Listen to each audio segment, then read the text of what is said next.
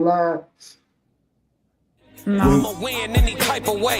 That's a parlay you can take to them. I'm having that aura, I got that glow. They hate it worse when they know that you know. Walk in the room like I'm covered in gold. I used to suppress it, was about to implode. I used to suppress it, was about to explode. Sore thumb in the room, everywhere that I go. Black sheep for the fam, used to think something was wrong. Took a little time to realize I was chose. Took a little time to realize I was special. Ever since birth, been a cold under pressure. Wanna be great, gotta do a little extra. That's why I grind with obsession. Everything about me irregular, everything about me is pressure. Maximum effort, no box left unchecked on the checklist, no stone left unturned. Mash on the gas and etc. Or farming hoe, I'm up in rank. Step in the room, they paved the way. I get treated like a milli tank. Southpaw like I'm really tank. I do things that they really can't. Envious, because they really ain't. What's good, YouTube? It's your girl, April, from Conversation with Soft Rain. This is your No Middleman panel, and we are part of the Raw Society Coalition. We want to welcome everybody into the chat. Our scenes go earlier, and Uncle Plug, and of course, we put some information into the chat. Go get our merch and our tickets. What y'all laughing about? You vibing to the music. Yes, You vibing to yes. the music because they really Absolutely. That's Classic himself that you heard on our promo. We are going to be live in person in Chicago, and we want everybody to come out and mix and mingle with us. We're going to have a live panel. Classic, he's going to do a live show right behind the panel that we do, and with just some good fun, good vibes. So make sure you click the link, go get your tickets. Limited amount of tickets available. Very small, intimate setting. You don't have to worry, have to be shoulder on shoulder to people. It's gonna be small, intimate, welcoming, warm. We're just gonna have a big old family fun time. So without further ado, we got Souls and Uncle Plug. Y'all good today? Today's Tuesday. always good. Yep, always. And I Yeah. did put the merch link in there too in the chat. The merch link. Go get y'all merch. For Hey. real. Support us to make sure that we keep coming to you with good content, epic shows that we have, good conversations. So make sure y'all go get the merch as well. So what you got for us, Soul? You done? Yeah. All right. You know what? They really ain't. I like it. Maybe heavy today. I like it. I think Keep it's drinking. something to do with Drink 2 of them. Start drinking 2 of them before the show. You got that energy going. You see it? Rolled in. That's Yeah, a parlay you can take to the bank. she done rolled in. Got the chat popping already. Hey, Yeah. 4 of those a night. 4 of those a night for Rain, y'all. Y'all make for her, Alani. Go ahead and put it back up to the stream, Alani. Look, Y'all. this is the juicy peach. It's Yeah. delicious. What is that?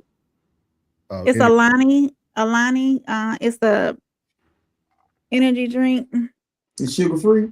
Yeah, it's sugar free, no sugar. And it's got like 10 calories. It's 200 milligrams of caffeine, gluten free, it's vegan, vitamin B6 and B12, and it's 10 calories. You have to try 3 that. carbs. Yeah, you'll like Yeah. it. It's a woman that created the brand. Super dope. But sometimes it gives me just like this clarity of thoughts and everything. I think that the caffeine has something to do with it, and it's good. I said I'm gonna pop one of these off tonight and see what it do. Get your 4 of them. Get your 4 of them, man. I like it. I like the energy. Welcome in, Soul 333. Okay, Always in the so building. Our security be on time. He always here in the building. What's up? Ready? Yes, sir. He said hit that like and subscribe button. It's free. We all know that. mhm. Plus said what's good, Sco. Sco said what's good, Unc Souls and Rain, man. We doing good, man. Highly blessed, man, for sure. Yep. What's good, Sco from Rain. Let's see what else Rain put in here for us. We come in chat, have a seat, get comfortable for an epic show as always. Yeah, I'm about to throw a curveball at the very beginning of the show, man. We about to hear something that I wanted to hear y'all thoughts on. We're not gonna be able to pull the video up on the screen, so we're gonna have to listen to the audio only. Just because it's from Joe Budden's. You know, you can't monetize. Hey, Roxy. What's good, Roxy? Roxy been in the building. Hope everything's going well with you, ma'am. We got to get you back up here too. Let us know when you're free. We got to go to part 2 of therapy. We got to get that up here. Big Sco said that's a parlay. Oh, they're rapping. How you go, Ray? Rapping, Ray. That's the parlay you can take to the bank. That's the parlay you can take to the bank. Know some people I love putting smut on my name. That Alani, y'all. She might took a shot with that Alani. Roxy said, laughing, my AR house small. I don't like being outside people and with people. Too much. It's most likely it's gonna be not too much than 100 people. Yeah. Not even. That's what everybody like through and everything. That's everything. Yeah. So security tight. Roxy, we can get you your own seat up front to the side so you don't have to worry about anything. We'll take care of you, girl. Come on in. Most important thing, being in the building, man. Being in the building, crowds. One night, just do something different. That's all. Yeah. Shout out to the tax man. I'm shouting out. Yeah, tax season, guys. Tax season. Right around the corner. Get in there. Yeah, hey, we got you. You at the right channel. You at the right channel, man. You know what I mean? Yeah. Y'all get y'all taxes done, man. You should have a real name, man. What's your tax company? You should change your handle for tax season. Oh yeah. It's a tip for you, man, for advertisement. You should change your handle for taxes, dog. But always, man, you got to get them black folks that want to give you their last check stuff from December. Let's see. Roxy said, laughing, my AR had that today and it went so well. Yeah, good deal. Yeah, so cool, man. We're gonna jump right into this thing, y'all. We're gonna actually start off with the it's not gonna be an icebreaker, but you can call it an icebreaker. Joe Budden has wealth damaged the good young, I should say men. Let me edit that. Has wealth damaged the good young men. Okay. I wanted to say wealth because I ain't want to start off too early on the women. So I'm gonna say wealth. But this is Joe Budden and his team talking on behalf of Kai Cenat. Because y'all know Kai Cenat hasn't been on lives since his breakup. He talked about his girlfriend. He's talked about like the depression he went through, things of that nature. But Joe Budden and them have a very unique outlook on like what's going on with the young man. And they kind of speak on it. I'm going to let you guys hear a little bit at the beginning, but I'm going to kind of move it forward to Joe Budden because Joe Budden's going to make a very interesting statement. That's why I wanted to know who was talking. Yeah. Yeah, so it was Ish. What's the other one? Free and Budden. So I can go straight to Joe if y'all just want to hear what Joe got to say. No, we can hear the whole thing. No question. We'll take the context, everything along with it. I just like his perspective. I like his perspective. Yeah, so it's gonna be pretty decent, but I want y'all to hear what he says about. Y'all gotta see, it's pretty cool. So here go Joe Budden talking about Kai Cenat, his breakup and mental health and things of that nature, and giving some dating advice for the young man. All these adult men in here. Anybody want to give advice to Kai Cenat? Come on, let's do it. Kai Cenat, right off my mental health hasn't been where it's needed to be. I just think it's a lesson learned. Hold up, let me tell you. Right off his mental health ain't where it needs to be. He tweets, I'm single and I'm never doing that shit again. I'm never doing a relationship again. That hit me. That hit me because odd thing to say when you're so young. Yeah. But if you're saying that, you're feeling that. And if you're feeling that, I assume you went through something with your lady that had you feeling like that. Yeah. I immediately went to this before I knew any of the rumors about his girl and him being a young boy and her wanting the pink G-Wagon for Christmas and they got clips going around of her saying anything you need her to say and it ain't the greatest shit. But I immediately went back to when I was, how old is Scott? 26, 27? 24. 20. Nah, he's a little older than 24. That's what it says on Google. Okay, shit. All right, let's call it 24. That's the time, yo. That's the time. That immediately rid me of any take I was coming in here to say about Kai Cenat's breakup. Yeah, that's when it gets bad. 24, the breakup 25, 26, your first real breakup. Yep. Gut wrenching. As a man or a young man, that's the one. That define you. That is going to define your next 15 years. It's going to build character. Whoa. I remember I'm calling my mom. I call my mother, nigga. Me too. Mom. She don't want me. I made the call, boy. Fuck you talking about, nigga? Bro, I was crying in public. I couldn't go to Pathmark. Bro, you can't eat. You in the bath. I was in the bathroom at work, bro, and the stall fucked up. You can't do nothing. That fucking subway bathroom. That motherfucking subway corporate bathroom. Niggas, I was in college. Niggas like, come on, man, let's go hoop. You know what I'm saying? I don't know. Your word is what you don't want to do nothing, bro. You don't want to live. The only caveat to him going through it is he's rich and lit. So I don't know how it would affect him now, because now he gonna go through it like, yo, every chick that want to fuck with me, they only want to fuck with me because of who I am, not who I am. You get what I'm saying? And so that's a different thing. Which could be why he's saying I'm not doing this shit. Yeah, we didn't have to go through that. I mean, you was popular, you wasn't rich, but you had fame. So that shit is different. You get what I'm saying? Like that shit is different for him, bro. I don't know how. I don't know either. I know what it did to me, and I couldn't imagine having eyes on me while I was going through that. Yes, bro. Prayers to that young rough. Prayers to that young man. That part, and he gets the majority of his money. I'm assuming. I don't know it from streaming, which you are allowing the people into your real world, into your life, and now you got to give the world this hurt and this heartbreak, bro. I couldn't. And this whole shit is fun. Like you be having fun, dancing, laughing, and not even just your first relationship, your first public. You put this one out there for us to see. You was doing the PDA. You gave her an audience and a business. That's a piece. That's the other part that we be ignoring. Talk about it. I won't, because I'm a sound away. I won't talk about it because I'll sound away. But you're the one that's got to get the advice. You create an IP, and then that person leaves you. Let's pretend this is your first baddie, right? This is your first great-looking girl that you thought was truly there for you. And the worst breakup is when you have that rug pulled from underneath you. I don't know the details of this, but it looks to me like he had the rug pulled from underneath him. It looked like it happened fast, abrupt, and painful during the holiday.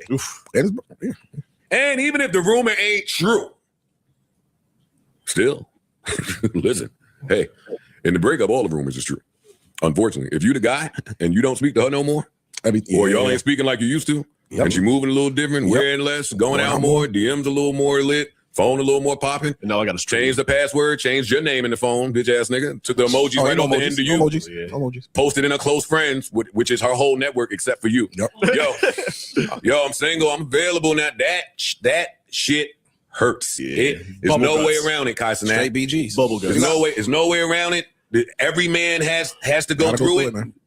Trust me, you'll be better in the long run. You definitely will. You'll be a better man for it in the long run. I don't have an opinion on this because I've been there and it ain't fun. Not at all. It ain't fun. And now that you mentioned like his status with going through this, like you said, giving old girl a lane and all of that, I could see him saying, "I'm never doing this shit again." So I wanted to stop there. That's the part I wanted to get to when Joe Budden talks about the IP or the celebrity or the face or what his wealth actually created for the woman. This is also, I want to say, the same young lady who had talked to NBA Youngboy, I think, at one point. So what is your guys' thoughts about that? Like, I really like how they unpacked it. It's 14 minutes long. We ain't gonna listen to the whole thing. But I really like how they unpacked the whole thing when it came to the conversation. And I like how he kind of spent the wealth part and the celebrity part and kind of made it really relate to, like, hey, sometimes it could be more collateral damage than anything, right? Like, this is a dude who's wildly popular. She now knows everything about him. Who knows if they sign NDAs or not? Like, we don't know what all is going to come from this. He's young. Again, I always tell guys you should know who's in your league and who's out of your league. You know what I mean? Not saying Casanat's not an attractive guy. He might be some women's cup of tea, but you got to know where you stand in the ranking of things. So what is your guys' thoughts about what Joe Budden and his team had to say? Do y'all feel like has wealth damaged the good young men?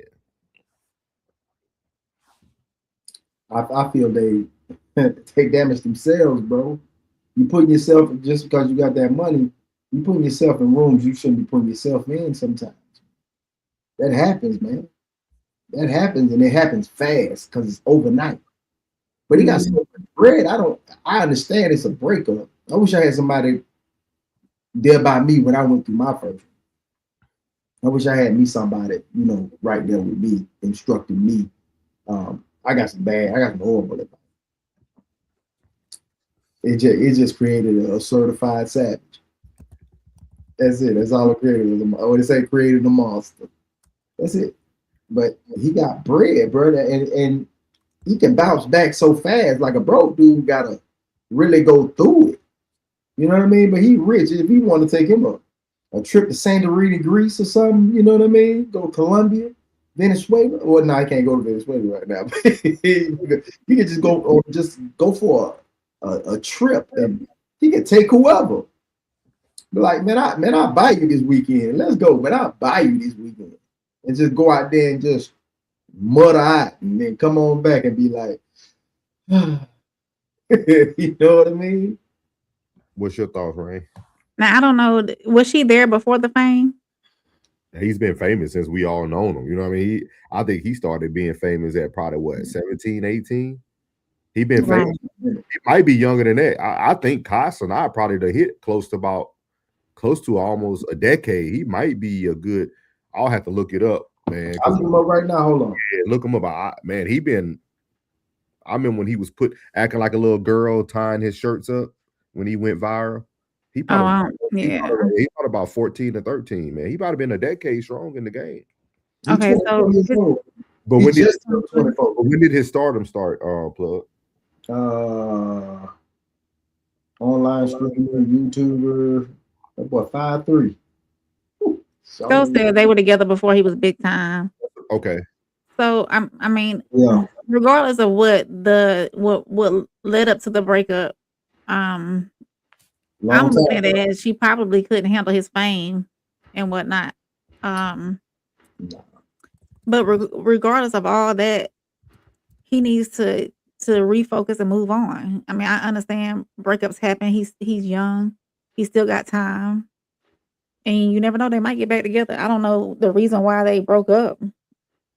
Did they ended the relationship? But ending relationships is hard, especially when you love somebody. You know, and depending on how long they've been together. But is she hating him or the personality?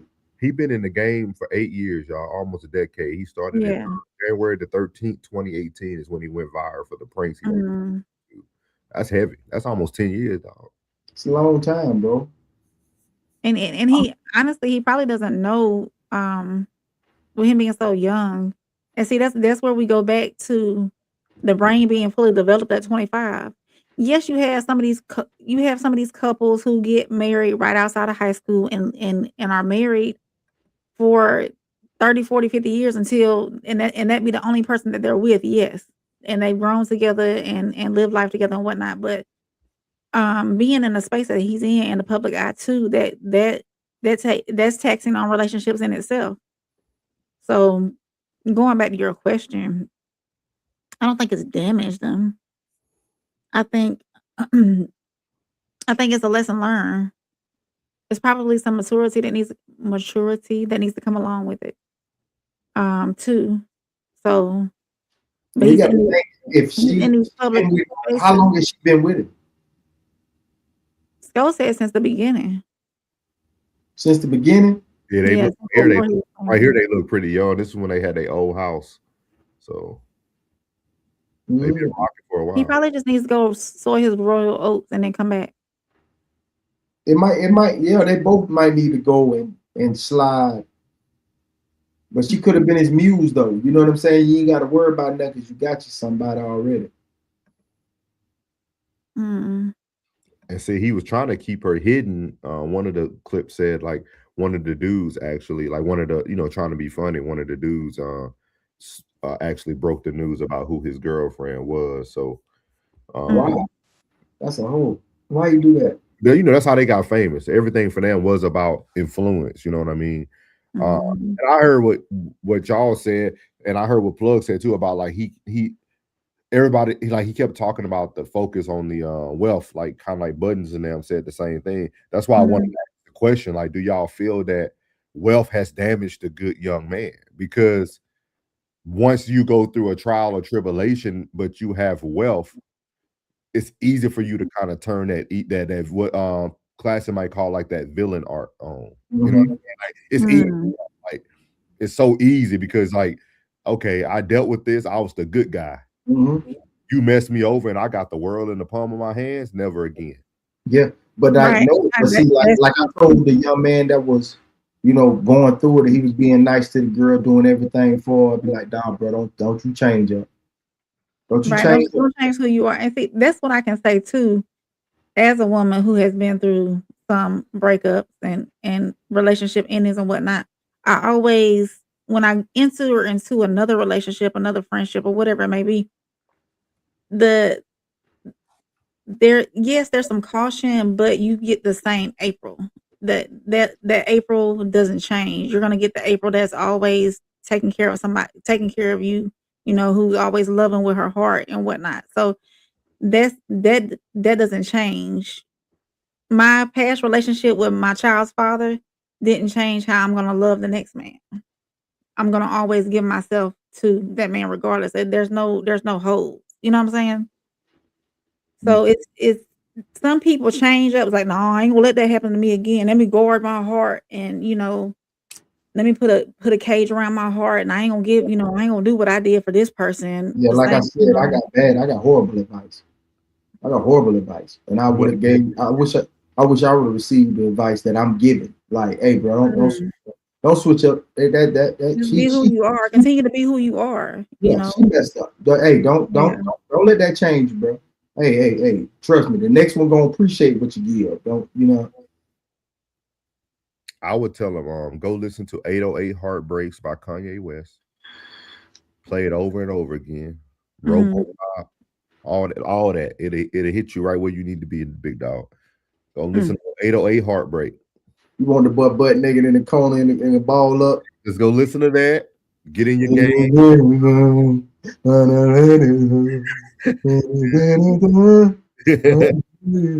Like, nah. You gotta listen. I was riding some ball in G. That was the last album I bought physically from a store. It was 808 Word. From Best Buy in Albuquerque, New Mexico. Was there when it dropped. What year that was? That was 2007. What? 2007 or 8, I think. Last one I bought, the last physical one I bought. Damn, is it G? What was it, fifth? I don't know. I feel sorry. I didn't buy it. My daddy bought it. It was Mystical. 808 Heartbreak. I had to have him buy it.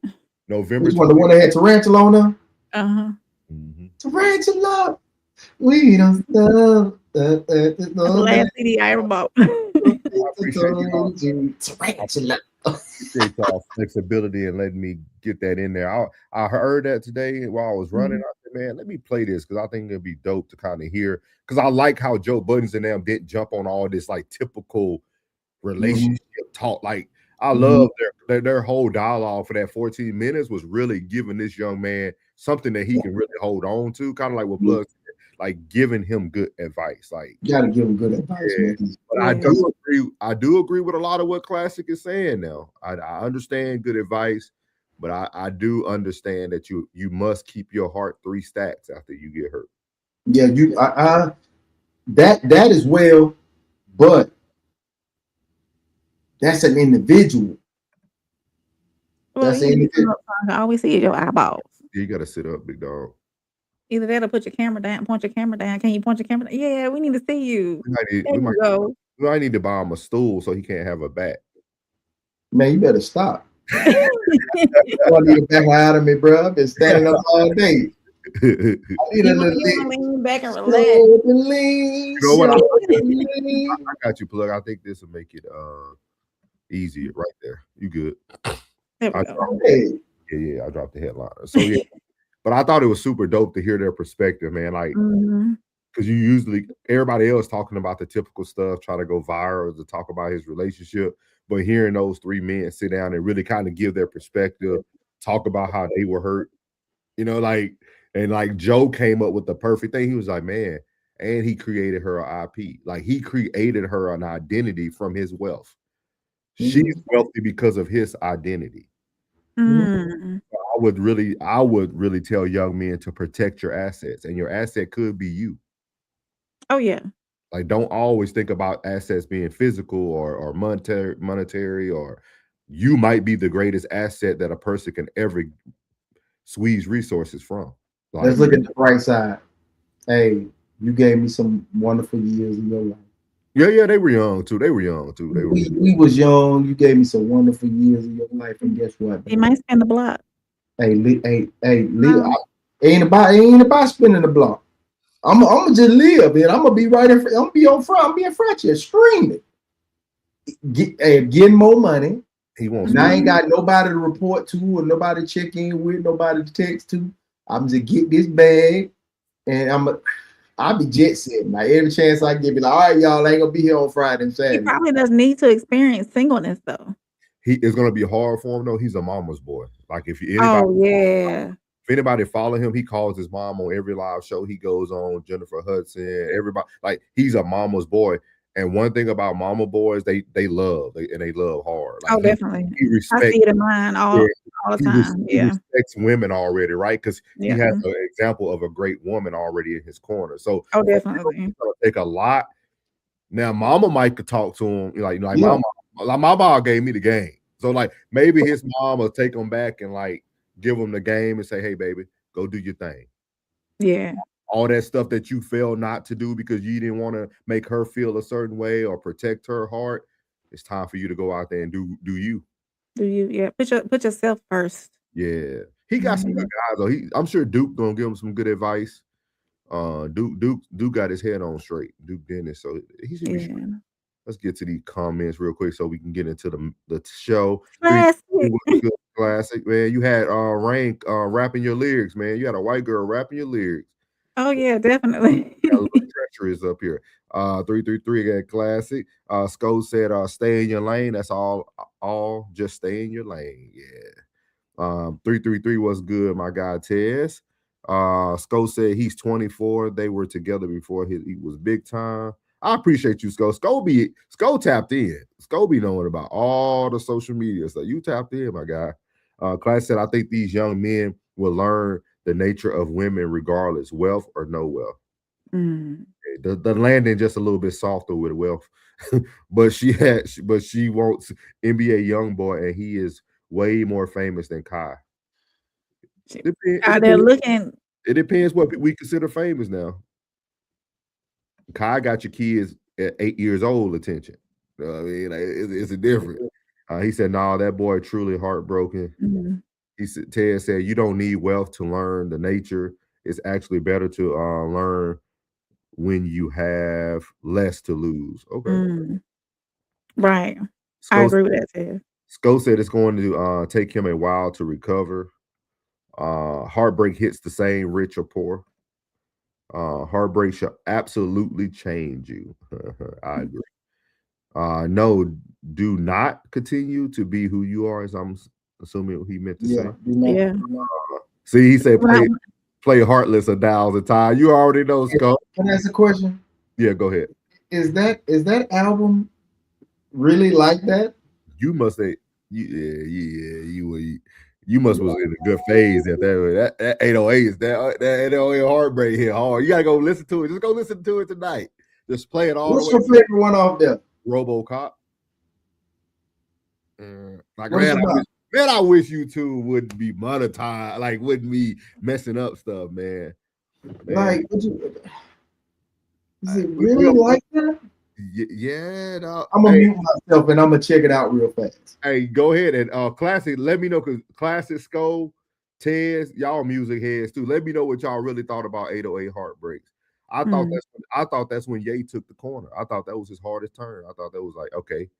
So Cole said, I definitely going to tell the young Jit, let her actions be an example of the capability of a woman. Roxy says, show us, Uncle Plug. Don't be hiding. Right. Roxy said, don't be hiding, Uncle Plug. Look, he done went halfway down the screen again. Yeah, be careful. Ted said he's never going to be the same. Hit that like, share. It's free. Appreciate it, man. What's up, Daniel? All right. Your picture, something else. She's black adjacent. Hey, Phil said you black adjacent. Memories made in the cold. Yeah, see? Hey, Classic already. Coldest winters, man. Hey, I'm gonna have to play that today. 808s literally say Classic. Classic said 808s literally saved my life. Literally. I'm telling you, Plug, just listen to it, dog. I'll pass. A hard pass. That was a musical genius, dog. You got to listen to the whole story from the beginning to the end. He talks about losing his heart, protecting his heart, like everything. Like, it's dope, dog. I know that album by heart, dog. Like, I feel y'all. I feel you. I just don't feel this. This is not it. See, Ted said happened during the worst part of my life and brought me back up. All right. So what is your absolute favorite Kanye album? Mine would have been the one, man. Let me see the one that came out in it came out when I was in Ohio, so it would have been 2010, 2011. The one with the one he was talking about when he was with Kim Kardashian. Which one was it? Oh, My Beautiful Twisted Fantasy. That came out in 2010. And you know what? I got them all hanging on my wall. That's on my other wall. All his albums. Which one would it be? To me, his greatest is College Dropout. Like that's that. I mean, that Through the Wire and all that stuff. Graduation. Like that laid the foundation for him. Graduation was the one. You like Graduation? Yeah. I to me, Kanye is like, that's what Drake really reminds me of. Like the way they end up progressing and growing in the music. Like you listen to their albums, it just progressed.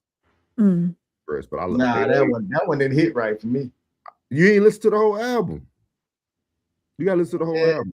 You might not like the song I like, but you gotta listen to the whole album. He said, I was just playing it on my thumbnail a couple days ago. I'm telling you, man. Mine is he is his College Dropout. He said, I have no favorite album. I like them all. I like them all too, though.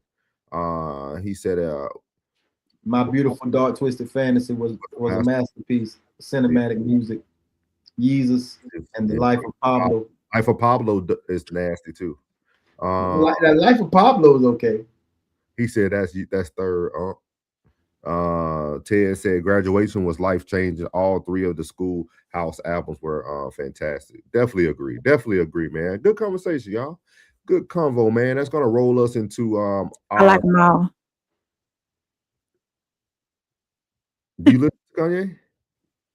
I listen to whatever's on the radio for the most part. Oh, okay. I wasn't in the conversation, so I just had to put my 2 cents in at the very end of the conversation. Oh, my bad. I've heard more radio music in the last 2 years I've had in my entire life. I do not. Hey, I'm in control of everything I listen to. Yeah. I am DJ No Request. Well, I will say for the last however many months we've been introduced to classic stuff. I've been listening. That's what comes on in the car. Classic. I agree with you on that one. So as we talk about good albums and good music, man, I think we all need a good corner man in life, man. I think everybody needs a good corner man in life. And I'm gonna tell you who's been represented as one of the best corner men in the game. Claressa Shields, man. Claressa Shields, bro. She said that's my man. Best corner men. I don't know if y'all noticed that 50 Cent, old Curtis Jackson, got into it with Papoose. He making AI videos and going back and forth, and everybody was calling Papoose broke. And you know, the corner man had to come out the corner, man. Had to put the Vaseline on the eyebrow and make sure the cut don't cut. You know what I mean? Had to put. Hey, I don't care. I ain't gonna have you with the Claressa Shields slander, bro. Who? Not today. No, I agree. No, I'm you saying call her no corner man, bro. That's a corner woman. That's the quote, bro. Oh man, go. Man, that's the quote, man. It's a pun, man. Nah. Okay. I ain't doing it like that. I ain't doing it like that. Nah. Okay. Nah. I like Claressa Shields, man. I love her, man. Yeah, I'm a what is it? Quote, however she says. Yeah, she excited, man. Yeah, but like woman all the time. This is what more men need. This lady is a true corner man, dog. Like she has rolled with Papoose from the beginning. She was ready to throw down with Remy Ma. She's ready to throw down with anybody in the industry who got to say something about her boo. So we're gonna hear her speak on Papoose, and she don't know where people get that he broke. So this is the true icebreaker outside of. They get it from Remy. Ever mess with been broke? Never. They may have not had as much money as me, but they haven't been broke. Papoose is the wealthiest man that I've been with. I'll say it again. Papoose is the wealthiest man that I've been with. And that's like no faking. I haven't paid for a flight, a hotel, a fucking purse, nothing. And I don't know how long. Food. He take care of everything. So when I be seeing people say that he broke and stuff like that, I just be like, okay. Well, I don't know how he getting the money to do what he doing for me. Cause he stay doing shit for me. No man I've ever messed with been broke. Never. They may have not had as much money as me, but they haven't been broke. Papoose is the wealthiest man that I've been with. I'll say it again. Papoose is the wealthiest man that I've been with. And that's like no faking. I haven't paid for a flight, a hotel, a fucking purse, nothing. And I don't know how long. Food. He take care of everything. So when I be seeing people say that he broke and stuff like that, I just be like, okay. Well, I don't know how he getting the money to do what he doing for me. Cause he stay doing shit for me. No man. So as you see, man, best corner man in the game. She done held him down. Hey, give her a round of applause, bro. Go ahead, man. Go give her a round of applause. I got you, man. I'm telling you, the best in the game with it, dog. The best in the game with it, dog. Every time, dog. She's been solid to the T, dog. And I think it was a great icebreaker, man. I know we always bring up negative things about women, man, but it's some women out there that will hold you down regardless of. And you know how you don't usually tell them the truth? There's no emotion in it. No. None. I don't know. One more time, bro. One more. Just.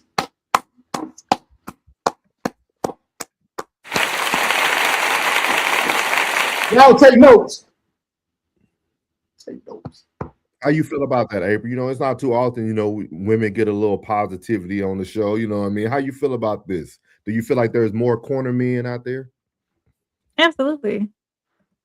I think that when you have a great man and if somebody is saying something out their neck about your great man that you have, you are going to I know because I put the stipulation on a great man. No, that's you were going. We laugh at that. We laugh at that. What? Yeah, you know, we laugh at that class. It was we you use a jackass classic. You can't let nobody jackass. Ray, go ahead and do your thing, Ray. Go ahead and do your thing. But you know, yes, a woman should. And that's not necessarily coming to her man's defenses, but that's just letting them know, like, y'all got it wrong. This is the real thing that's going on. You know, and that's a good thing. God bless. Oh yeah. If I had a man and he was, if somebody was coming to your man broke, if he's broke, then why is this going on? You know, he's not broke. You know, so Pat been in the game too long to be broke. What now? I don't know behind the scenes. What does Pap do for? How does he earn his money? Is he a producer or something? Because I know, didn't he rap a little bit? Music, what? K Slade bought him out. Pap been independent for a long time. So most of the money, like if he does a feature with somebody over the years, he touch all that. You know what I'm saying? Like Pap been independent for a long time. Oh, okay. And Pap is a writer. So okay. So he probably might not folks that you might. I didn't know his background. I know he was in the music industry, but I didn't know exactly what he. When your pen is strong. Oh yeah. You know, like you got guys like Neo. You got guys like, you know, may rest in peace, Static Major. When your pen game is major, and on top of not being broke, he's probably loving her correctly too, and being there for her in many ways other than financially. So he's a lover. He's a lover. I mean, riding back and forth to the prison. Oh yeah, he held Remy down while she was in. Yeah. Yeah, he didn't let that break him. You know what I'm saying? He got his redemption when he picked Buddy up and bam, behind stage. You know what I'm saying? That's what you want? Somebody I can piece up? Bam, bam, bam. Oh yeah. Love you, Claressa. Claressa, hey. Shout out to Flint, Michigan. Everybody I done met from Flint, Michigan been raw. Yeah, I think it's super dope. Like, I think it's dope. Like, to hear that when I seen that, because I was gonna play the video with all the foolishness from 50 and him, but I was like, you know what? That don't even matter. Cause they just doing what men do. They keeping themselves relevant in the whole entertainment business. But watching her like literally be like, it's all lies. He pays for everything. Now I don't understand. Cause see, Pat don't really mess with nobody. So I want to know why 50 went at him though. Like what started? What initiated? What started all that? Does 50 react? 50 don't start nothing. 50 react. Does 50 fool with Remy Ma? Mm-hmm. I don't think so, because she in Fat Joe camp. Oh, okay. Yeah, she in Fat Joe camp. So I don't think that they would have cross lines at any time, because you know him and Fat Joe had beef for a minute before they actually squashed it. So I don't know. No, I don't think so. I just want to know what did Pat must have said something. Pat had to say something, because 50 is a reactor. Yeah. He just don't go and bully nobody. You got to come for 50 to come at you, unless you Sean Puffy Cone, excuse me, and Jay-Z. Cool. You Sean, yeah. Okay. Yeah, I just wanted to play that, man. I thought it would be a good little icebreaker before we did the before I found Joe Buttons. But I just wanted to talk about that. Give the women their roses, man. She do her thing, man. I think that's commendable of her. For real. We're gonna read some of these chats. Uncle Plug said, "Love you, Claressa. Black Queens forever. Snow bunnies Forever. They will weather." The Quotes. Classy said that. That's why we was laughing. That's mid-pack humility. You said you I thought y'all were laughing at me. He said if she looked like Drea, she would be less kind. Mm-hmm. Possibilities are endless, but she ain't really attacked Kevin Gates though. She ain't really attack him. But with that being said, like I talked about this. We had this debate and disagreement about like Denzel and his wife. Yeah. This is what you get with women who you might consider mid-pack. You get the best corner man in the game. We're proving it. Every episode when there's a positive thing about a woman standing with a man, that woman has not been just something we just gawking over. Like you just call me mid-pack plug, man, because that's what it is. That's where that's the kind of dedication I need, right? But it ain't nothing, I don't think there's nothing wrong with that though, because at the end of the day, we all getting older, man. Life ain't about looks, dog. Your looks ain't gonna lead you nowhere. They gonna fade. Like even if they don't fade, look at who we just talked about last week. They looks didn't fade, and she's still horrible. I'm absolutely the lady. What's the lady from? Which one? Who Wants to Be a Millionaire and all that. We just Jordan. Claudia Jordan. Claudia Jordan, yeah. Yeah, it don't even matter if looks don't fade. You know what I mean? Let me ask. Can I ask me a question? Yeah. The relationships that y'all have been in throughout your entire lives, and I don't want to. Okay, so women who are not as pretty as the other women, those women that are below the prettiest woman you've ever dated, did they love you different and love you better than the prettiest woman you've ever dated? I think every woman I ever been with was beautiful. Because I don't look at a woman physical looks as her beauty. I really don't. Like a lot of people might think that's very cliche. I look at the person character. The character is what rubs more off on me. Like I don't think I've been with anybody that's not attractive, in my opinion. That's my opinion. With that being said, with that matter to anybody else. Yeah, with that being said, I really don't feel like I feel like men look more at the whole package. I forgot I was talking to you about this, Rain. about like I feel like women can find I think women find attraction in men in such a different way than men find attraction in women. Especially as a man gets older, you will really see him starting to move towards the true qualities of the woman he's really searching for. Okay, so let me ask the question a different way. Mm-hmm. From a physical standpoint, the woman that was physically her not her character, just looks alone. Did those women that were so-called prettier or more attractive physically only, did they love you differently? Yep, did 10 years in the pen with one. Yep. 10 years. Baby mama in 10 years. Yeah. And he laughed. 10 years with 10 years. Hey, 10 hard way, plug. See. Did that bit, huh? Yeah, did that bit. Hey.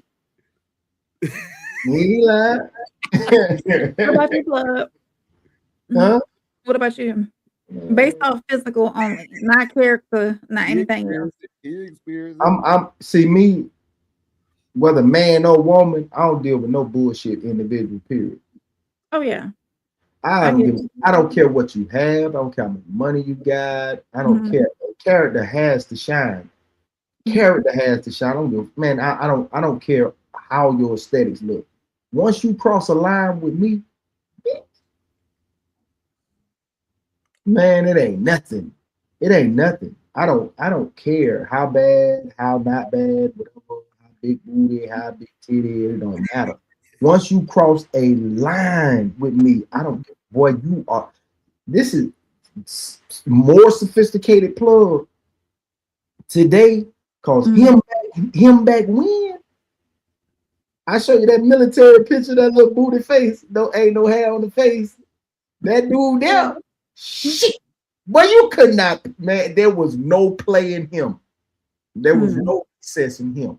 I don't care what you look like you'll be in there with some nail scissors trying to slit your wrist. You remember the nail scissors? Y'all had me watching that. I'm gonna choke y'all when I see y'all. I think it's very. I just feel like a lot of every man in that loves the person they're with should feel the person they're with is beautiful, right? No matter what the world sees. Yeah. But I will tell you that I feel like most men who start to select women based off of the real compatibility, you will see that trend that I'm talking about. Like you will see it. Like you can't hide it. Y'all gonna start walking around and just start paying attention. And you're gonna just start asking couples who've been married forever, like, how long you been married? Oh, I've been married. Okay. And then look at one of them gonna be mid. It might be the guy, it might be the woman. It could be 50-50. You know what I mean? It's gonna be character. It's gonna be character based. Like I ain't gonna say like that. This man he's treated me like no other man has ever treated me. He's loved me like no other man has loved me. Or it's gonna be, you know what I mean? Like, man, I can't imagine my life without it, bro. You think that person watch our show, Plug? You think that person watch our show? The one that gave us the advice about how you laugh. No, yeah. About what? The one that said how you make relationships work last. You talking about that lady from Chicago? Okay. No. He know what I'm talking about. Oh, okay. My bad. Man, look. Hey, the world is full of eye hustlers. You know, if you from the side, you already know what an eye hustler is. But hey, they be eye hustling, bro. I'm telling you, man. Like, but I see it in the shop a lot when I go to Plug. A lot of men who come in with their spouses, which you see is very unique. I never really seen that other than here in Texas. But you'll see men that come in with their spouse, and a lot of times you be like, oh, okay. The guy kind of let himself go, but the woman still like, or vice versa. So like, I really feel that like you get the mid pack is what gets you to success. Now you get understanding. Understanding is everything. Like that what she just gave, bro. Like you can't buy that. You know what I mean? Like that type of excitement when they see you, you know, to be around you. You know what I'm saying? Like, man, you can't buy that, man. Yeah. That's it. That's in you already. That ain't on you. That's in you. And when you have someone like that, you can't do nothing but excel. You can't do nothing but thrive. You can't. And like Soul said too, you could tell she was genuine from where she was coming from too, because I guarantee you, if she was lying about it or trying to cover up the fact that he was broke, she'd be like, "No, my man ain't broke." She would have been like that, but no, she was calm, cool. Yeah. Well, when I seen, even when everybody took the Breakfast Club interview and how she jumped in, like they took it the wrong way. Like I ain't gonna even. He probably like, damn, we in public, man, don't do this. You know what I'm saying? But I'm sitting back being a spectator, like he probably touched her thigh. Like real man was like, hey, bro, she ain't trying to hear that, bro. She ain't trying. Hey, she on the other side. Yeah. For real. Yeah. For real. Like she really on the man. Don't even associate. Like the way he doing me, the way he treating me, the way he living on me. Don't even associate that with this. No, I ain't even trying to hear that. Like don't associate that. I like what he just said, and that's one of the things I always tell people, man. I never will understand why women would listen to the ex-female of a man that they're dating. Never. And you ain't experienced nothing that woman's saying, but you allow that to trickle into your relationship. Yeah. And change the whole octave, like the whole like viewpoint of how you look at your spouse or your partner. Like no woman that loses something good is gonna have something great to say. Let me give you this.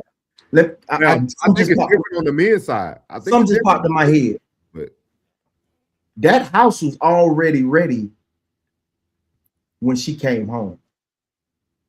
When Remy came home from prison, that home was already ready. Yeah, he had everything. Now, when she wanted the wedding, he took care of that. When the only thing he asked for was a baby. Yeah, you just give me the baby. I'm gonna get your body done. Got her body done. Everything. He did all of that. So everybody be so quick. He really loved her. You could tell. Man, man, the game is to be sold, not told, man. And now you got two people who love each other.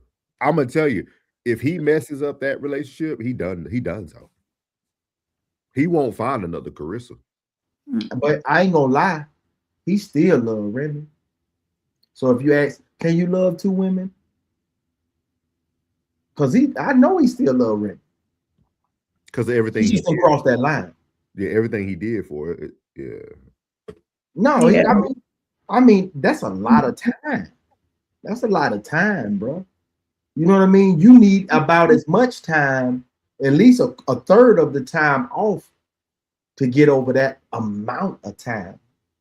You know, absence make the heart grow fonder. Like I had you, then I lost you, then I got you back. Yeah. Like, man, like I think Claressa gonna speed up that recovery though. Yeah, she is. I guarantee she speaks so much into him. Like that conversation they were trying to have on the Breakfast Club. I guarantee they got in the whip. Hey, baby, you don't got to worry about that. She probably apologized and everything to like how it might came off to the public, but I guarantee she does nothing but speak into him, man. Man, I love you, man. I really love you. I ain't never let nobody do. I ain't gonna let you fuck the other side. I'm riding.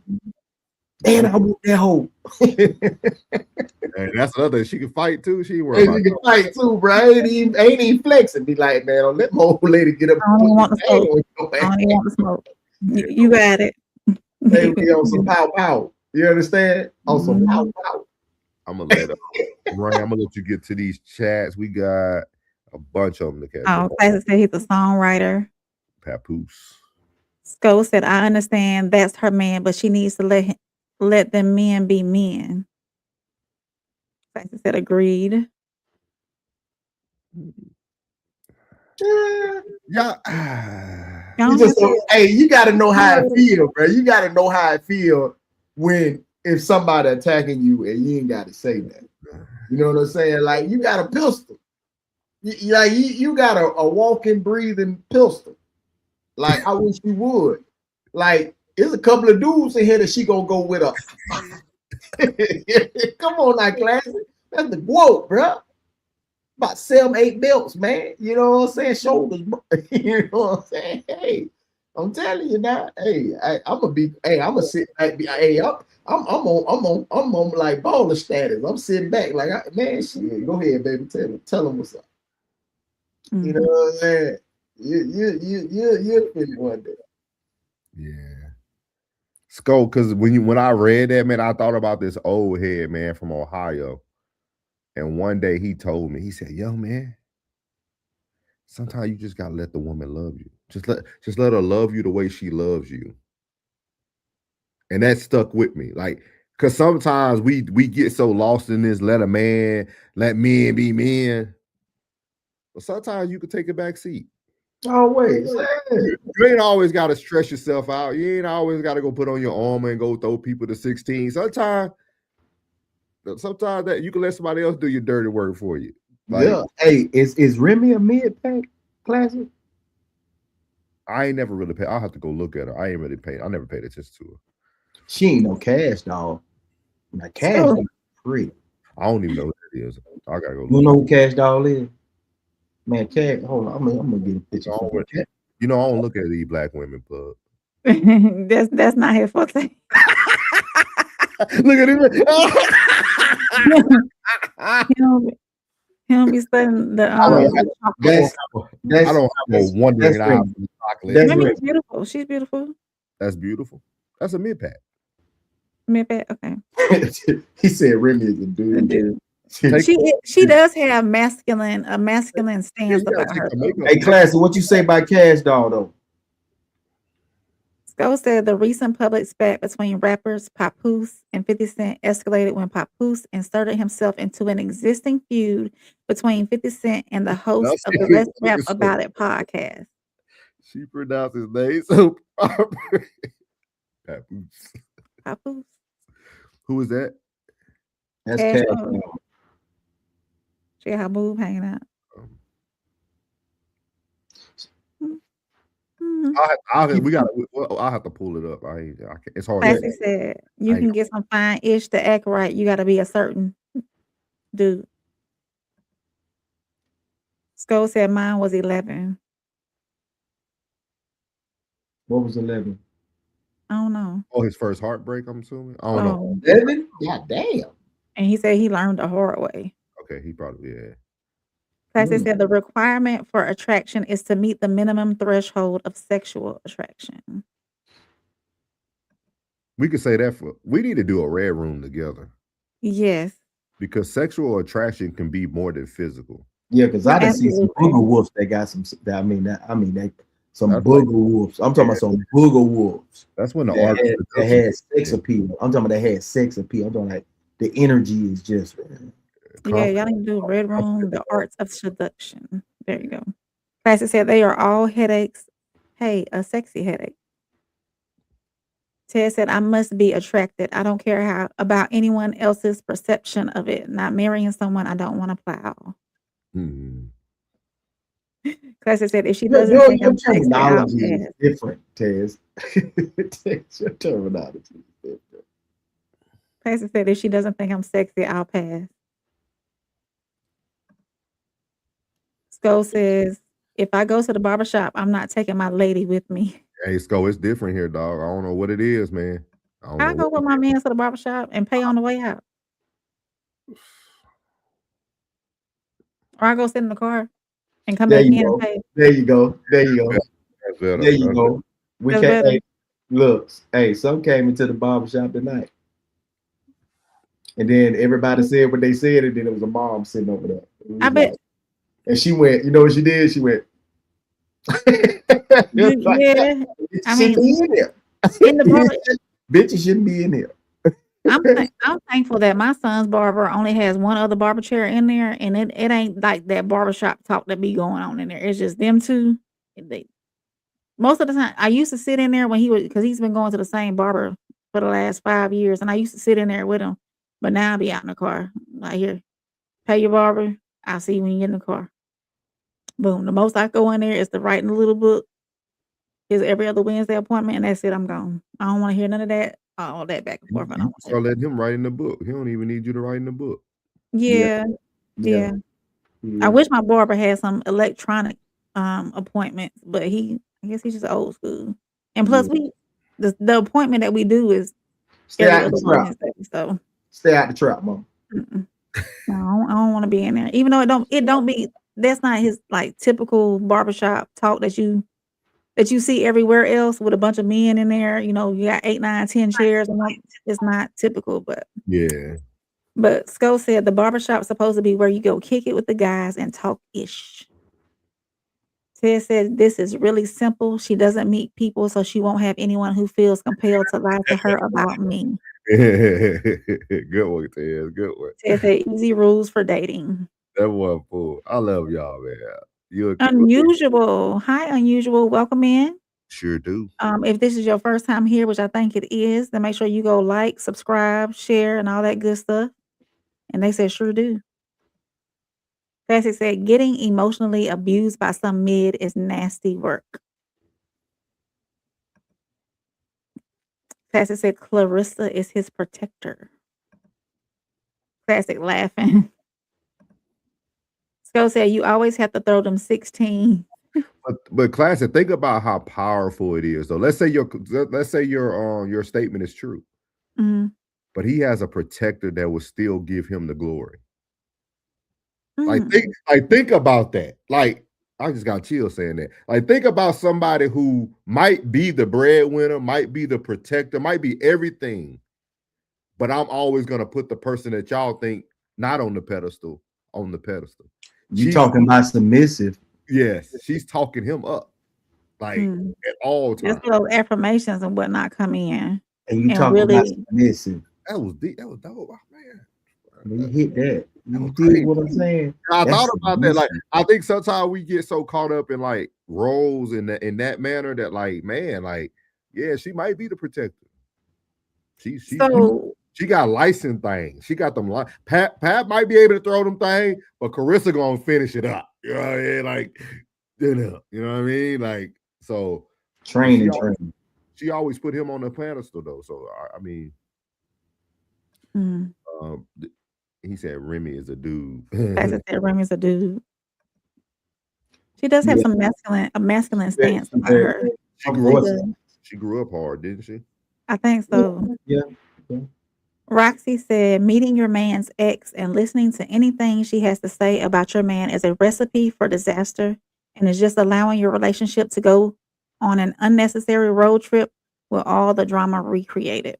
I'd be like, did you really repeat something that she said? And a lot of these I'm gonna take you home, and that's where the hell you gonna stay. And a lot of these women will talk to your ex and just won't say nothing. Roxy said the relationship she had with him and you had with him would be different and should be different. Hold on, we ain't just gonna breeze over that shit. Hold on, what you said? Say that for the people in the back. Sometimes your old lady will listen to your ex and just not tell you. Bitch, you was wrong. Sometimes they'll just sit back because women are easily persuaded. But why would I told you I ain't never seen no men on the blade, bro. Girl, he was cheating on me the whole relationship. I don't want to hear that. I only seen women on the blade. I only seen women on the blade. Has any of y'all fellas ever seen men on the blade? If you did, he probably the only one on the blade. Girl, he never picked his socks up off the floor. Always leaving his dirty underwear in the. But it's just like a woman who will cheat with your man, and then he finally decides to leave you and be with his old lady, and then you want to call the woman. I'm like, bitch, hey, if she told you the same thing I'm doing, bitch, at least I'm consistent. Like, it's just crazy to me. I wouldn't even want to go. I wouldn't even want to hear any of that. Don't call me with none of that mess. I don't want to know what y'all doing because it's different over here. Did she tell you about the tea bag though? Did she tell you how it's the tea bag on Thursday? Did she tell you that? Did she tell you about how I used to dip them in a mile on the regular? Did she tell you that? All right. Well, run tell that then. You You always got to think about this, ladies. For her to contact you, that means she knew of you. Did she tell you I was a tonsil toucher? So however you want to take that information, for her to contact you, and she bitter. she knew of you. She bitter that she's not with him anymore, so she's bitter. She's like, well, I'm gonna ruin this because I ain't got nothing to lose anyways. I don't have him anymore. So Stacey said, I'll pass. Ted said, there are just some of us who win. She ain't got to protect me. Laugh out loud. Stacey said, no good for the ego. Stacey said, men gotta be men. I hear you, cuz. You barbarian. You barbarian.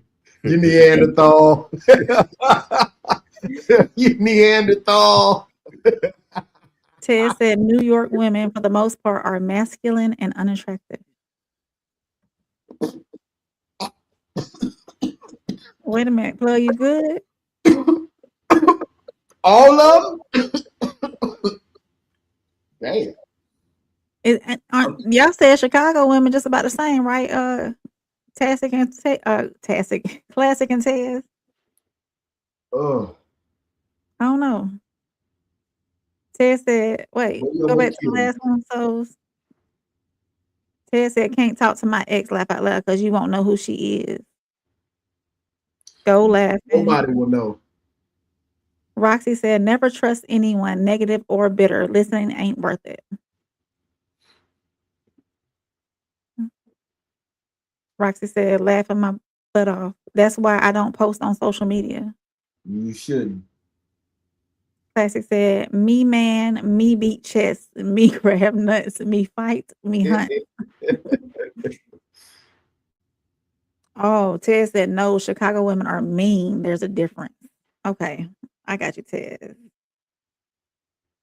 Yeah, so y'all might need to try y'all Southern Belle. Yeah, just stay single, man.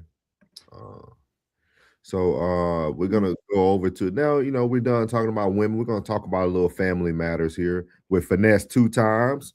He was on $1 billion worth of game. Good interview. Yeah, very good interview. Great interview. So he talked about family, man. Family doing you worse than your own friends or your foes. So we're gonna hear what he has to say and kind of unpack some of this with him. This is a man really dealing with a lot of trauma, man. Like, it's a great interview for those who get the chance to watch it. You gotta understand, I've been locked up. So all I'm thinking in jail is family. Even though they ain't been here, I get back to my family. Like even though I sit in them holes in them shoes and said, damn, ain't nobody in front, man. Fuck them folk, man. It still was, man, I need my family. Who the fuck am I gonna go out there to? And then I came, put my cape on, and came back out my family, and they did me worse than strangers. I got strangers that I done cut off. I ain't never went to the internet and told my business, bro. And they broke too.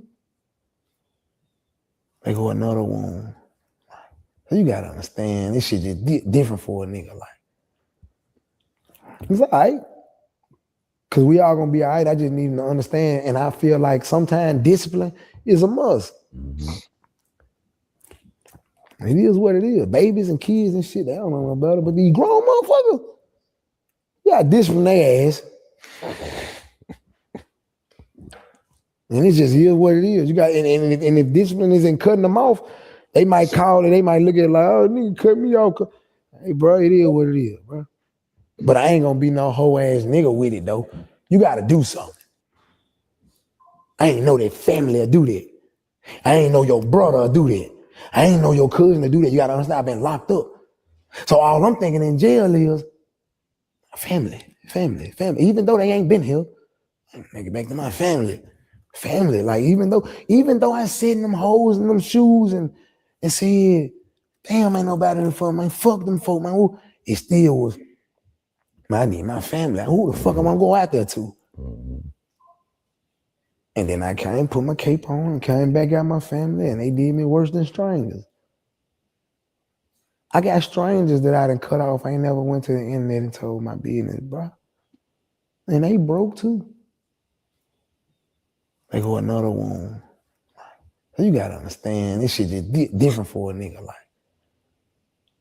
it's all right.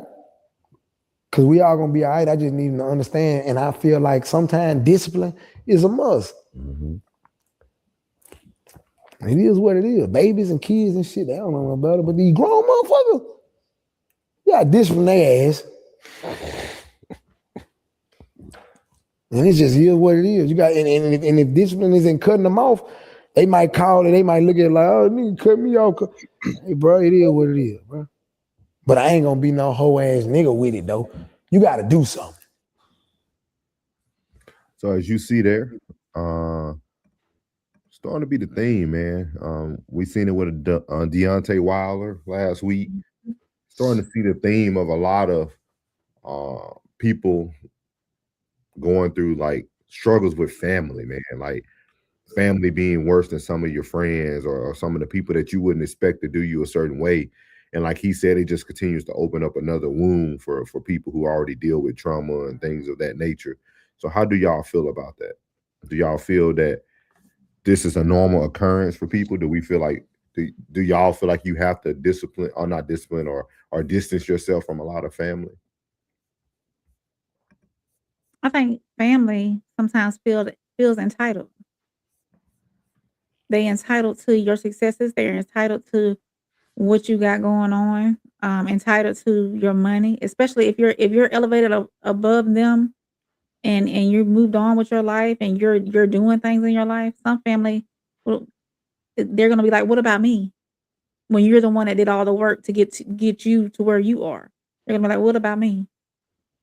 You know, so it takes a lot of discernment and, like he said too, discipline in order to know which family is rocking with you and not necessarily using you. You know, so and two, until you're down, then you know who the real family is. When you're down and the people that stay down with you while you're down, that's your real family. The ones who disappear and be like, "Oh, I'll just come back around when he back up on that level again," then they're not real family. They're just there for the fame, for the money, for what you can provide for them. So you gotta have that discernment, like I said earlier, on who's real family and who's not, who's there for you, who wants to see you succeed, and then who's only there for the benefit of you. Mhm. What you got to say about it, Plug? I ain't invited to shit that I ain't invited to. And when you're in that position and you looking out for your family and this, that, and the third, this is just a portion of it. That's just a clip that we just played. He spoke on how motherfuckers out here struggling, hitting the plays that he putting in the play. He calling to the crib and can't even get no understanding. Like they'll see that clip and be like, damn, bro, like, you know, people make mistakes. They was really sliding. Like, if you really heard like the undertones of what he was saying, because he was spitting kind of fast and he was kind of like in and out. But I'm from the South too, so I can piece shit together. I understand how he was explaining things. The licks that he was putting together for himself, they using them, but yet he can't even get through on the phone. Okay. They sliding and doing whatever at the same time, thinking that, oh, he dead. Like like that's what they call, like where I'm from. When you go to prison, they say you dead, bro. Like, you know what I'm saying? Like out of sight, out of mind, you dead. So what he was saying was like he was putting them licks together while he was in there. They thinking they entitled to everything. Like they really was using the guy to him. And I say you can try to hustle me with a product. If that product's defective, you ain't know, you just selling me something. I gotta respect the hustle. Even if you're selling me some substances, you know what? That's what I wanted, and you gave it to me. You know, that's a hustle. But when somebody use your love and your loyalty and your honor and what you stand on and how you view them, they use that to hustle you. That's a cold-blooded mother. And when you dead, as they say, when you in that chain gang, he was in the feds and you dead, and the only thing you got because you really in here in the jungle with fools you know you can't trust, the only thing you can picture outside is maybe your lady, your kids, and your family. And that's the only thing that you can really, like, you get fixated on that. What I'm doing this because I want the family to be like this, and you get fixated on, you get your own little, imaginary, your vision of how you want things to be. And when you get there and it's nothing like that, that is a kind of hurt. And that man say he was in the hole for 8 months. Solitary confinement for 8 months. Get that man a perk before he spazzed the out. How dare you? How dare you do business with this? Hold on. To hear this story, how dare you do business with this man? How dare you be in this man's circumference and treat him anything other than correctly? Yeah. I think his, like Pug said, like you got to watch the interview because he talks about everything. I mean, even some of the things that some people probably would have took as like being effed over or messed up, he didn't even take it that way. Like he said, I gave the baby $30K. I took it on the chin. I ain't know better. I thought like he took everything on the chin, like that he lacked perspective on, that he didn't understand. Naive too. Yeah, like he took ownership of the things. Like, I lost friends, man. I lost a lot of close business partners because he was so institutionalized, and so, but his family played such a major role in that because, like he said, the people that you never thought would do things to you open up more and more wounds. So just imagine that. Just imagine living, because he talks about living in survival mode. Like he's like, and he told Wallow and them, I'm still in survival mode. Like literally, like he said, I live, and he said, I can't get out of it, dog. I'm living in survival mode. How can he? Yeah. All right, man. You just came. All right, bro. You just came and got me. Do you know how much loyalty you have acquired from me by coming to get me? Put some money in my pocket, allowing me to make my vision, all this I done put together in my head, come together. Yeah. Like the only thing I needed, I know I got me. I know I got this. Now you giving me the actual tool to make that happen. Bro, you know how much loyalty you got in me? And then you gonna just throw me to the side like that? Like I'm not your priority? When I do anything you ask me to do, dog. Anything. And that's how you treat loyalty? That's how you treat loyalty, bro. You ain't nothing, you everything I can call you, bro. I bet you they ain't gonna be there before I'm there. Yeah. It's a good, that's how you go, man. But Gilly was trying to tell it. You're seeing it like a brotherhood, and they seeing it as business. Yeah, Gilly kind of ruins it though. He laughed too much. Like Wallow over there about to cry, because Wallow feels it. He been in. I know he feel it. Yeah, like Wallow. I know he feel it. Let his cousin try him one time. Let him cousin try him one time, and I bet you it'd be no more $1 million worth of game. It'll be no more $1 million worth of game. It'll be Wallow on the scene. I swear to God, he got one time. Because Wallow do everything. Yeah, he clothing everything. He closed everything one time. And it'll be over. Over. I agree. Just wanted to bring it up, man. We're gonna have to piece some more. A great interview, man. Real good interview. I highly recommend people to watch it so y'all can kind of get into the minds of like what happens to people when they going through transitions, man, and especially when you felt like you did everything, knowing he sounded like a guy knowing I'm gonna go do a bid, but I did everything in my power to get everything in line prior to going in, and everybody let me down. Nobody could hold the fort down, like. But I'm still in. 80 bands behind the wall. Yeah, boy, it ain't no hustle like that. And he said ain't no hustle like that. He said he got it from his mom. He said he grew up, and that's another thing that kept missing. Like he kept telling Wallow and Gilla, like, dog, I grew up in this.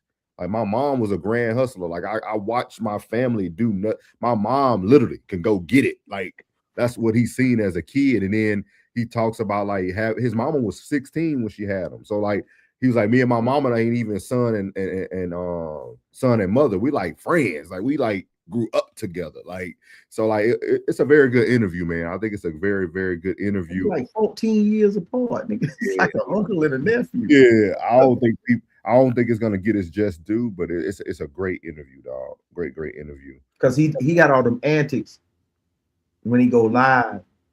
You know, it keep him hot, so people still book him, but it still take away. People ain't gonna understand what he going through because they ain't never been, man. The shit that he been through, them 8 months alone. I'm gonna tell you something. Boy, bitch ain't gonna last 8 hours in that dungeon. They be screaming, crying. See the yeah, boy, he's so tough out there, boy. He get behind that wall. What you crying for, boy? What the hell wrong with you?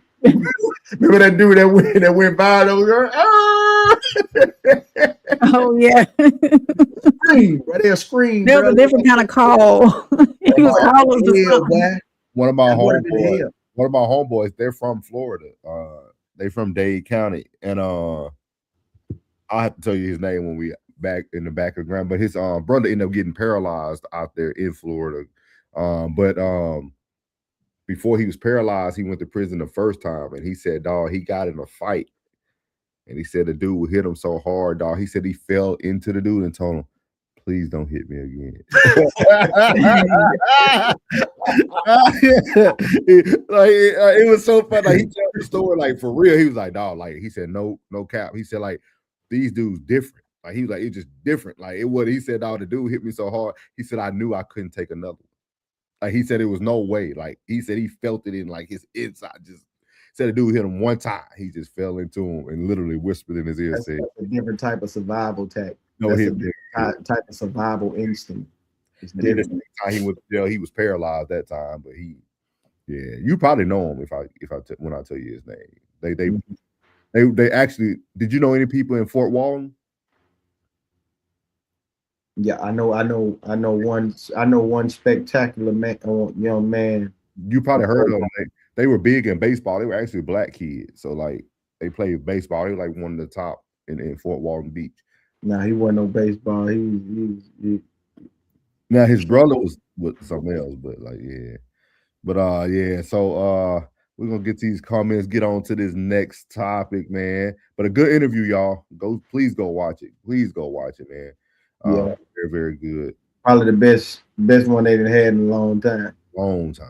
Get together over there. Hey Wallow, don't let him do it to you. He been over there beefing with Cam, bro.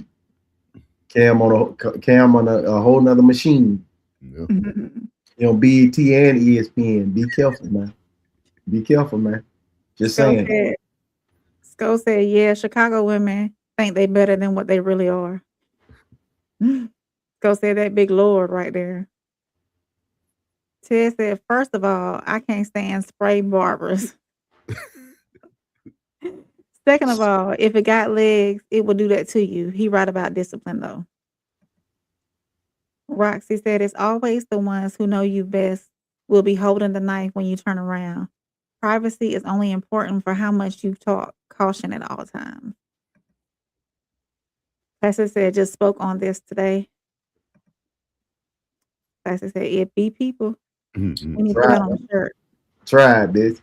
Roxy said, give people the benefit of the doubt. It's okay until it all becomes doubt. Protect your privacy, and that will allow more peace within your life. Classic said, people have to learn to have their own back and be their own best friend. Loyalty is just as rare as forgiveness. Classic said, loyalty is conditional. And he also said, get tight yourself, people. Hey, Classic. In my friend circle,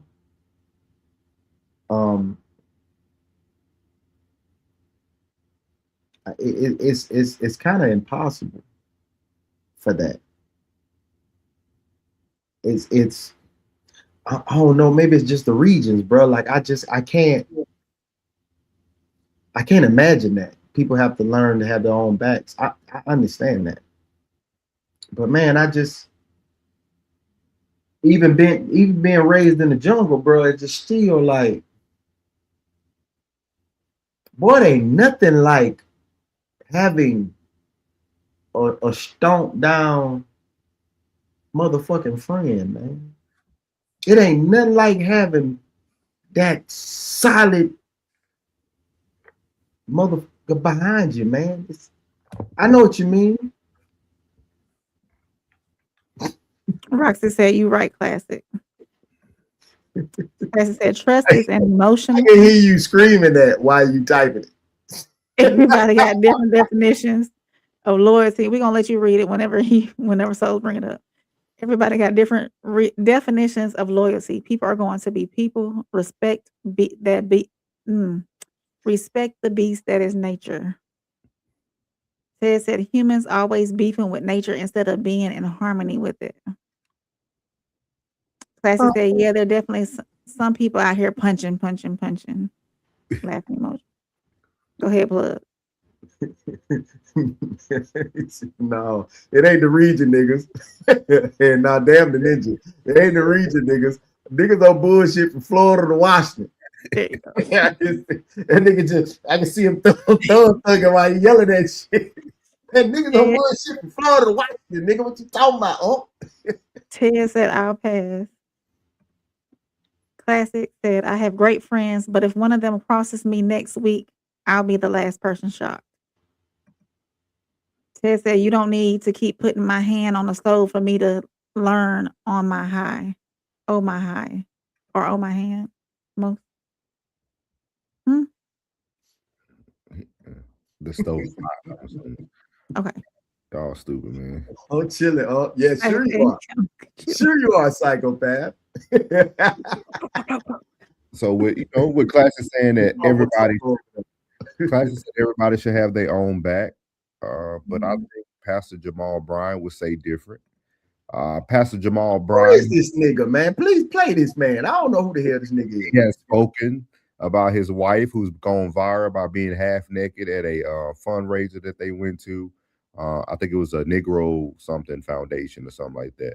So we're gonna go over here to wait. What you saying? It was like he's gonna talk about it. It was like called the Negro Found some type foundation. Was it UNCF? United Negro College Fund? Something like that. He's gonna bring it. UNCF. Yeah, UNCF. Okay. So we're gonna see what I told you earlier, Classic. Boy, your pastor being your discovery. Wife's outfit that went viral on social media this past week. No, I haven't seen it. Not yet. Okay. So we're gonna talk about it. I'm about to show you this clip and then we'll have a conversation on what she was wearing and see if it's appropriate. The internet went crazy about a dress my wife had on. Now, they didn't say anything about the $4 million that was raised for the United Negro College Fund.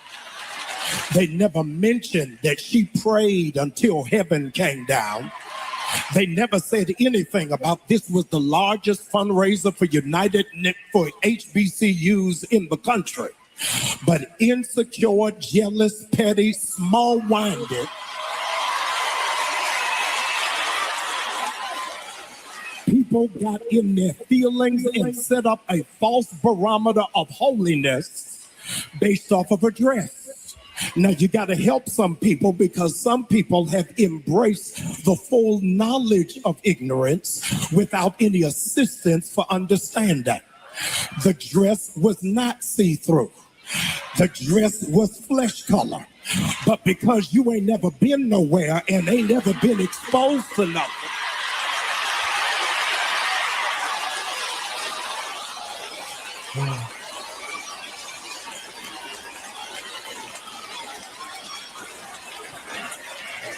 Furthermore, I needed to set the record straight.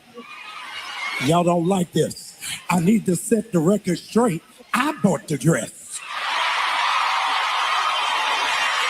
And I like it.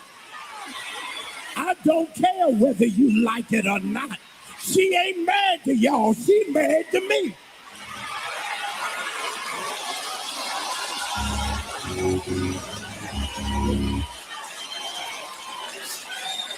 Now, if you wanted a first lady that looked like Little House on the Prairie and Holly Hobby, you got the wrong church.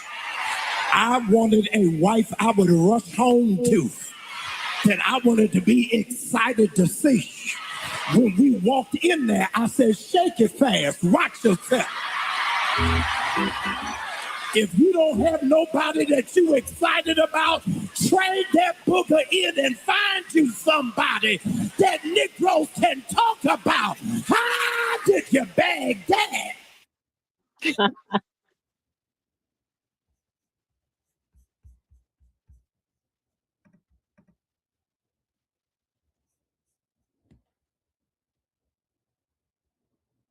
The floor is y'all.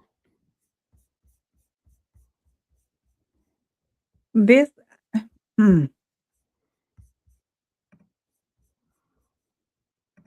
you are the first lady of a church, a huge church, and I understand the gala or whatever it is, the fundraising gala that they went to.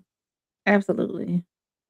I mean, you can be presentable and cover yourself up and be modest as she should have been, and still you can be modest and still be there wasn't a place to be sexy for your husband.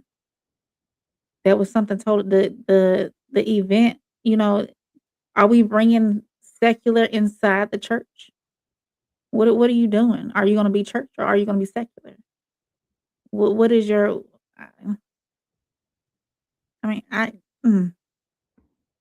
she could have been sexy for her man at the house. What you gotta say, plug? Look,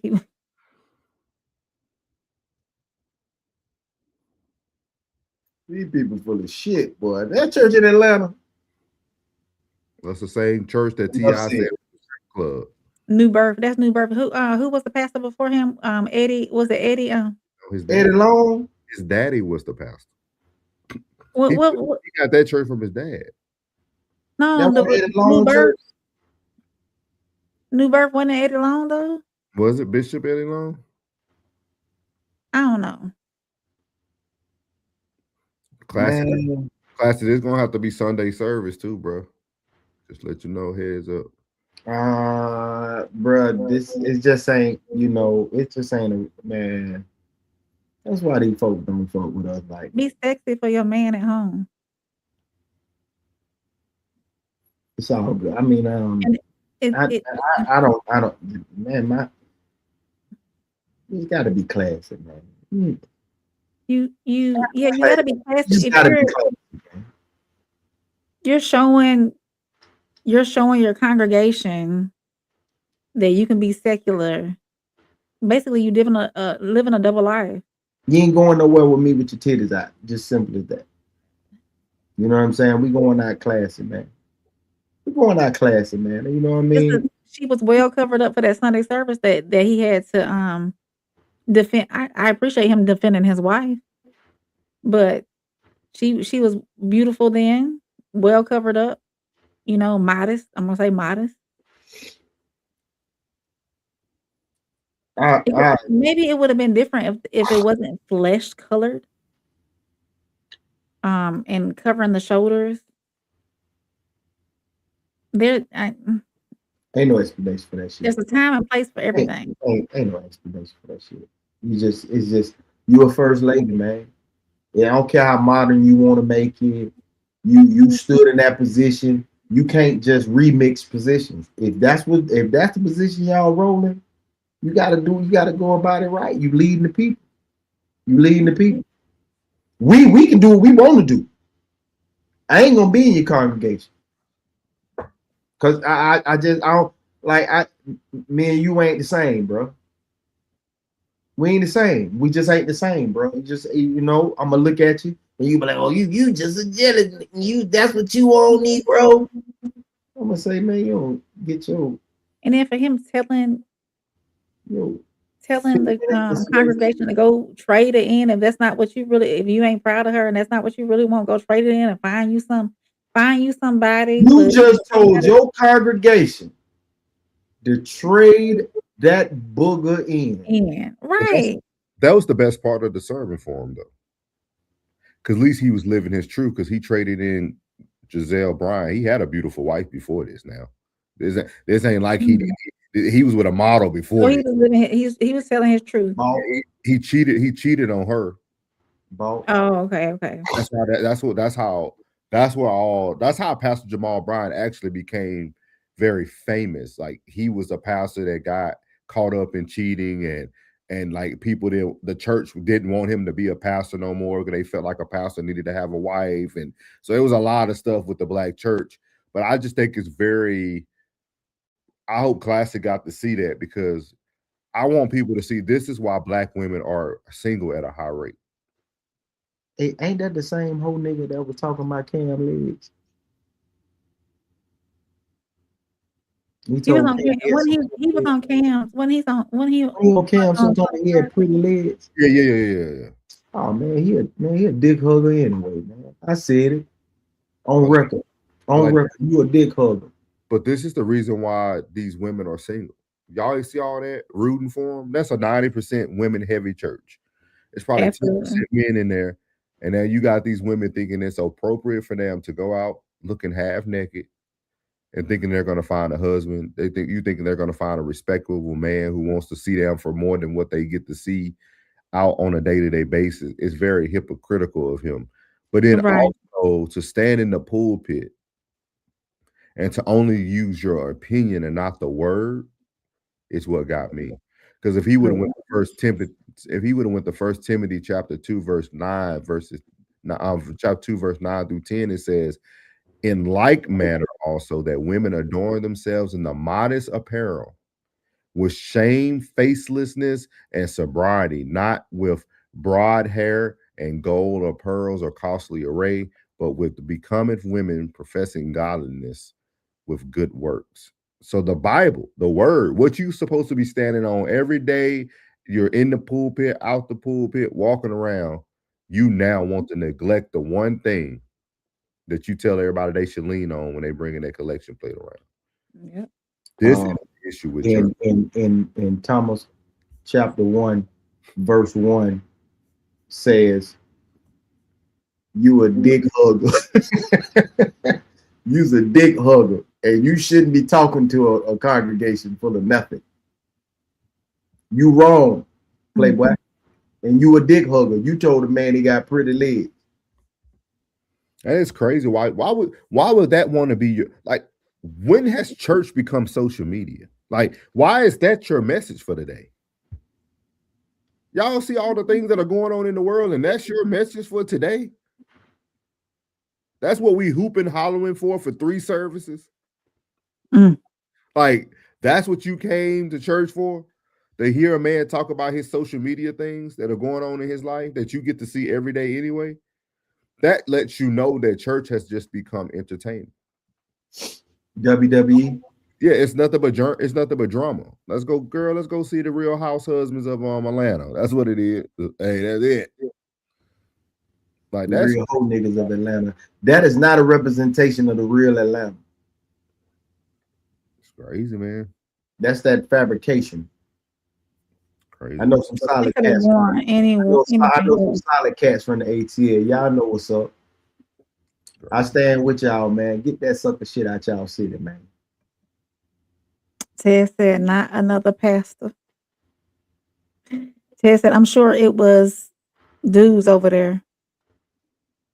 Ted said, a pastor and a dude full of pockets go hand in hand. Classic said, regular Christian-ish. Classic said, just another day in the church. Bunch of mess. Ted said, I ain't seen heaven come down, and you ain't got to justify it just because it's your wife. Modesty is her crown and glory. Now, it's his wife, and he can do what he wants. It's just church theater. He said another reason why anyone seeing your wife is a bad idea. Carson Johnson, welcome in. If this is your first time here, make sure you like, subscribe, and all that good stuff. And make sure you come back and see us. He said, in apostate church, the dress was inappropriate, especially for a first lady. Understood. Thank you, Mr. Carson. Roxy said, trade him in, really? Like a car. Classy said, that's why I exalt no man. Dudes just be regular dudes at the end of the day. If y'all want to read that, y'all can. So you can. Ted said, mystical in church. I don't want anyone talking about my wife. You heard the band get ready to play it? Yeah, I heard that part. He said, that's blasphemous. Tesalations 124. Thou shalt shield her eyes from a lustful glaze. Classy said, what am I missing? She wasn't sexy. She's a mid-pack. She was fully dressed on some cool-ish. She was fully dressed? Classic. Did you see the dress that she wore to the UNCF? Because on the show, when he was in the pulpit just then, yes, she was trolling, man. Don't go for that. Glad to see every goddamn thing.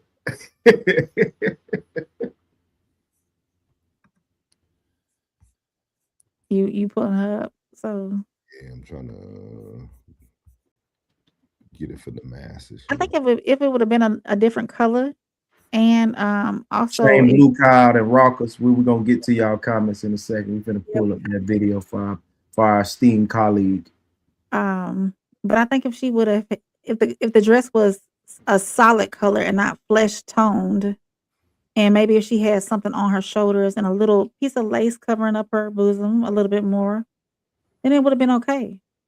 I think the whole thing is it's not about it being flesh. I think it's of that nature. Everything, not even that. Everything we do in life has an intent behind it. What was her intent? Why did you choose that out of all you? Because you don't choose that on. He bought it, cool. That's what I'm saying. Why? But why? Why would you choose that? Everything's about intent. You know what I mean? At the end of the day, so I dig what you're saying. Yeah, get out the pool. What classic up here? I thought I seen classic up here. Oh. Okay. Get out the pool pit. Okay, let's see. There you go. No, they played the boop doo doo. They were finna play the band was getting ready to play a doo doo doo. Classy said she was fully dressed on some cool-ish. Ted said Eddie Long was their pastor before this man. Ted said the dress wasn't bad. At the same time, it was worse than what pastors say they should be dressed like. Both these things are true.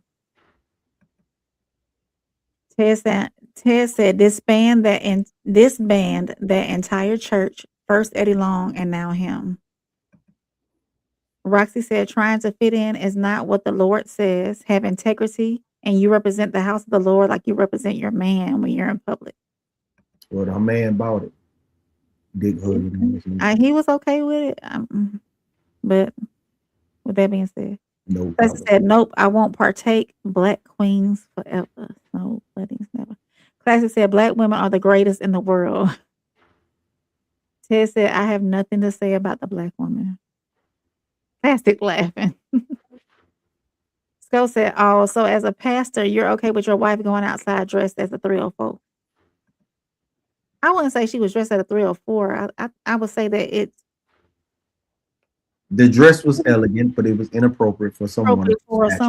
For who was wearing it. For someone in her position. Right. Sco said, okay then, Pastor. Ted said the real Atlanta wears a dress. Pastor said it was entertainment before social media, all that dang jumping around. Passport Skull said, I'm very excited about my wife, but she's not dressing like no 304. Roxy said, church went all social when COVID hit and it's a popularity contest now. Yeah. Shane with Blue Cloud, welcome in. They said, are the 10 commandments not valid in this?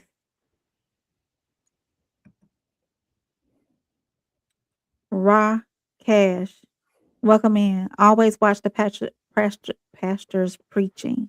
Always watch that pastor's preaching. Always watch the pastor that's preaching. Oh, excuse me. Always watch the pastor that's preaching. Classic said, I absolutely saw it. It was flesh colored and not her flesh. Classic said it was laced with a nude underneath. And he said, absolutely nothing wrong with the dress. I'd let a woman wear that with me for sure. She got that ish on. Ted said, I think if it was her skin color. Like the dress, I think, but it wasn't her skin color. Classic said, Christians are so arrogant, always policing each other. None of them going to heaven if they don't stop speaking on God's behalf. Yeah. Shane said, this is what Megan Good went through as well.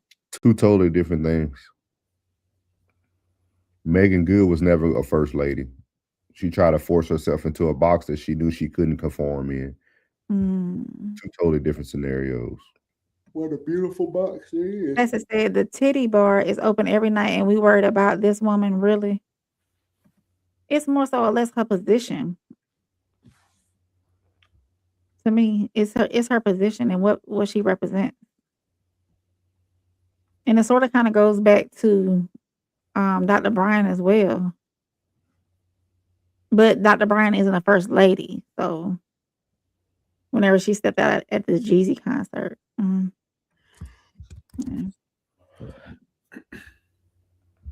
Ted said they don't like having fun either. I love having fun. Correction, they don't like me having fun. Cool. So we're gonna move on to the last topic, guys. Get you guys on out of here. This last one is coming to you guys from the good old TD Jakes and Cam Newton. It's going to be our last topic of the night. This is where Cam Newton is sitting down with TD Jakes, speaking about not being married, having 9 kids, but not being in a committed relationship at the time. So we went from pastor to pastor. So we're gonna see what we get here and close it on out. Your life, and you look at your commitment to familyhood. You were talking about your sons and all that. You have how many?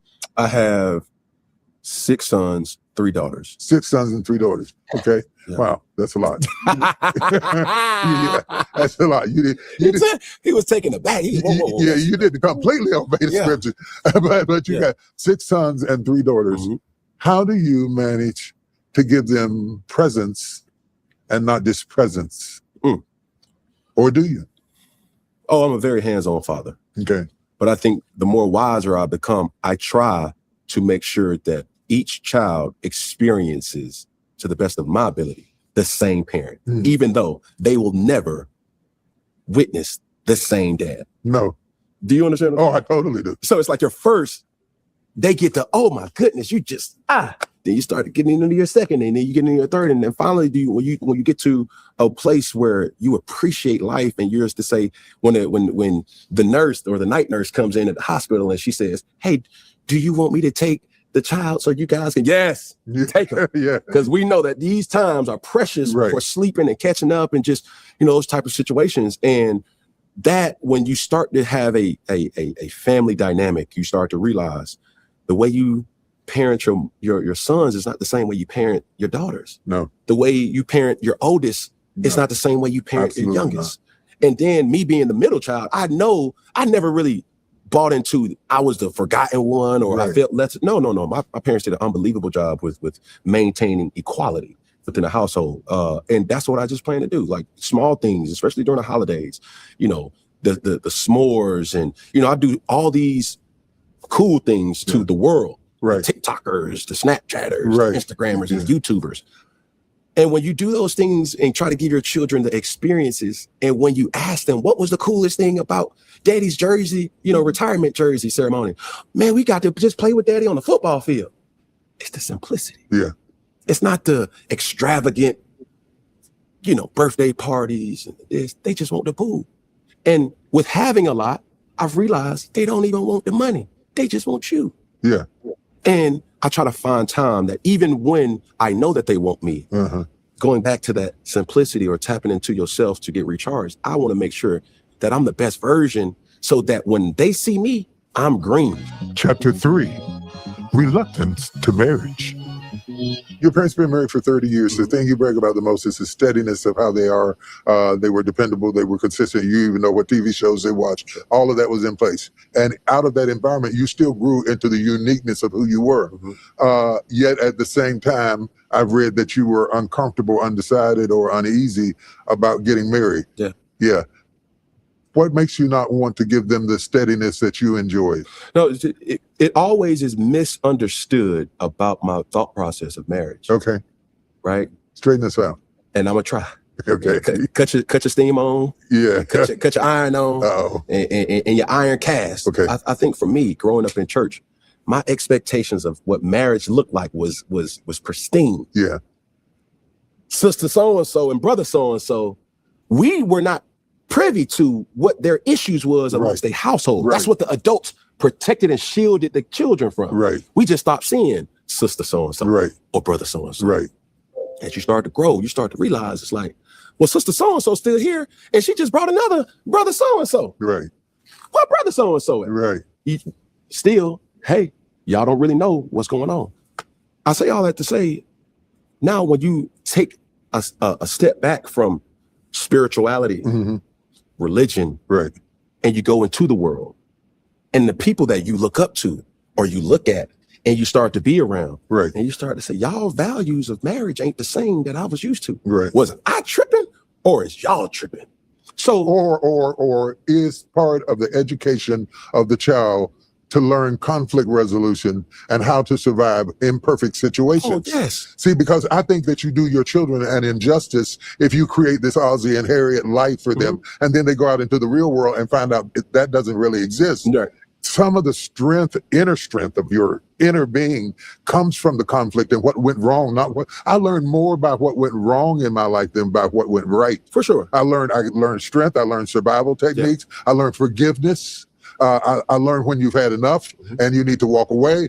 All of those things I learned either through my own experiences or watching my parents work through their experiences. My father was a kidney patient. He died when I was 16. I watched my mother take care of him. I watched him have good days and I watched him have bad days. I watched him run his fist through a wall. I found out that having uniformity came at a great price, and that you had to suck up some of your individualism and some of your attitudes and some of your feelings for the betterment of the whole. I tell people, I've been married 43 years, and I tell people we are married today because we believed in something bigger than ourselves. And that is to say that marriage requires that you stop being selfish in order for the good of the whole. And not everybody is mature enough to come into that selflessness so that you can create that environment of safety for everybody. And when I think about you, I'm guessing, because this is my first time meeting you, but when I think about you... It's our second. I'll tell you the first. Oh, really? Oh, we got to talk about that. Okay. When I think about you, the thing that really trips me out about you, it's hard to date as an athlete.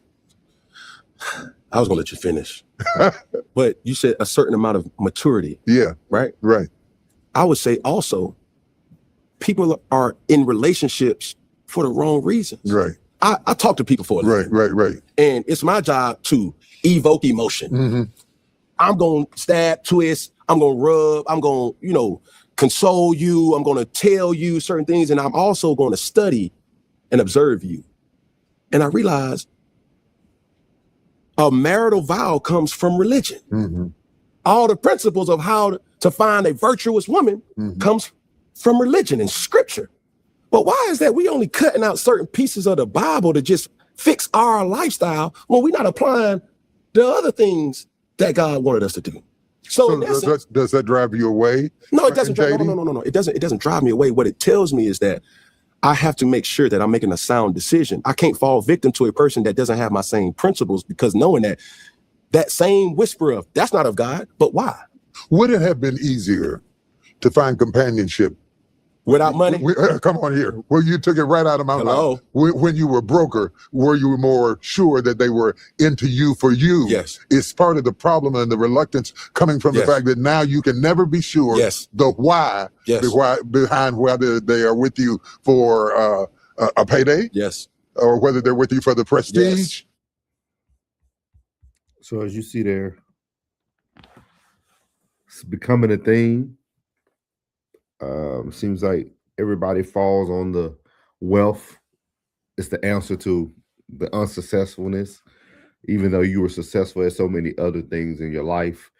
But what is your thoughts on this, Rain? I know as a female who probably desires marriage, how do you feel about this? He does go on to say later on in the interview that the woman that he's with now is the one, but he has all these reservations of divorce. But he said everything is great with her now. And my question to the men, if everything is great, then what would be holding men back from marriage besides the fear of divorce? Money, money, money. Ask that question again, Rain. Besides the fear of divorce, if a woman is everything and the relationship is going great and you can see her as your wife, what is holding you back from locking in? And what I mean by locking in is making her your wife.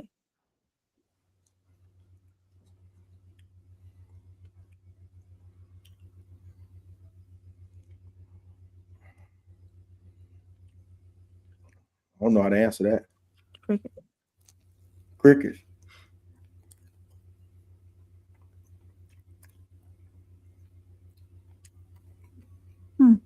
Most men do what they want to do. Is he afraid that, or they want to do it? Caution to the wind, not being able to do what he wants to do? Yeah, what it is. I don't know, If man. a woman is your everything. I think people look at marriage. I think people look at men who aren't married one-sided, and like I look at the whole picture of the person. Mm-hmm. Like, cause you're saying like, is Cam afraid of divorce or? Oh, he said that. Yeah. But I think Cam says what people want to hear. I think when you're somebody like Cam Newton, who was like the guy, you gotta think about it. Since he's been little and he can open up the Superman on his chest, he's been that guy from high school to Florida, back to JUCO, back to college, like Auburn. He's been that guy. I don't think women understand the impact of never reaching your pinnacle. A lot of people might be looking at it as a marriage thing. I think sometimes our other external failures can trickle into our internal desires.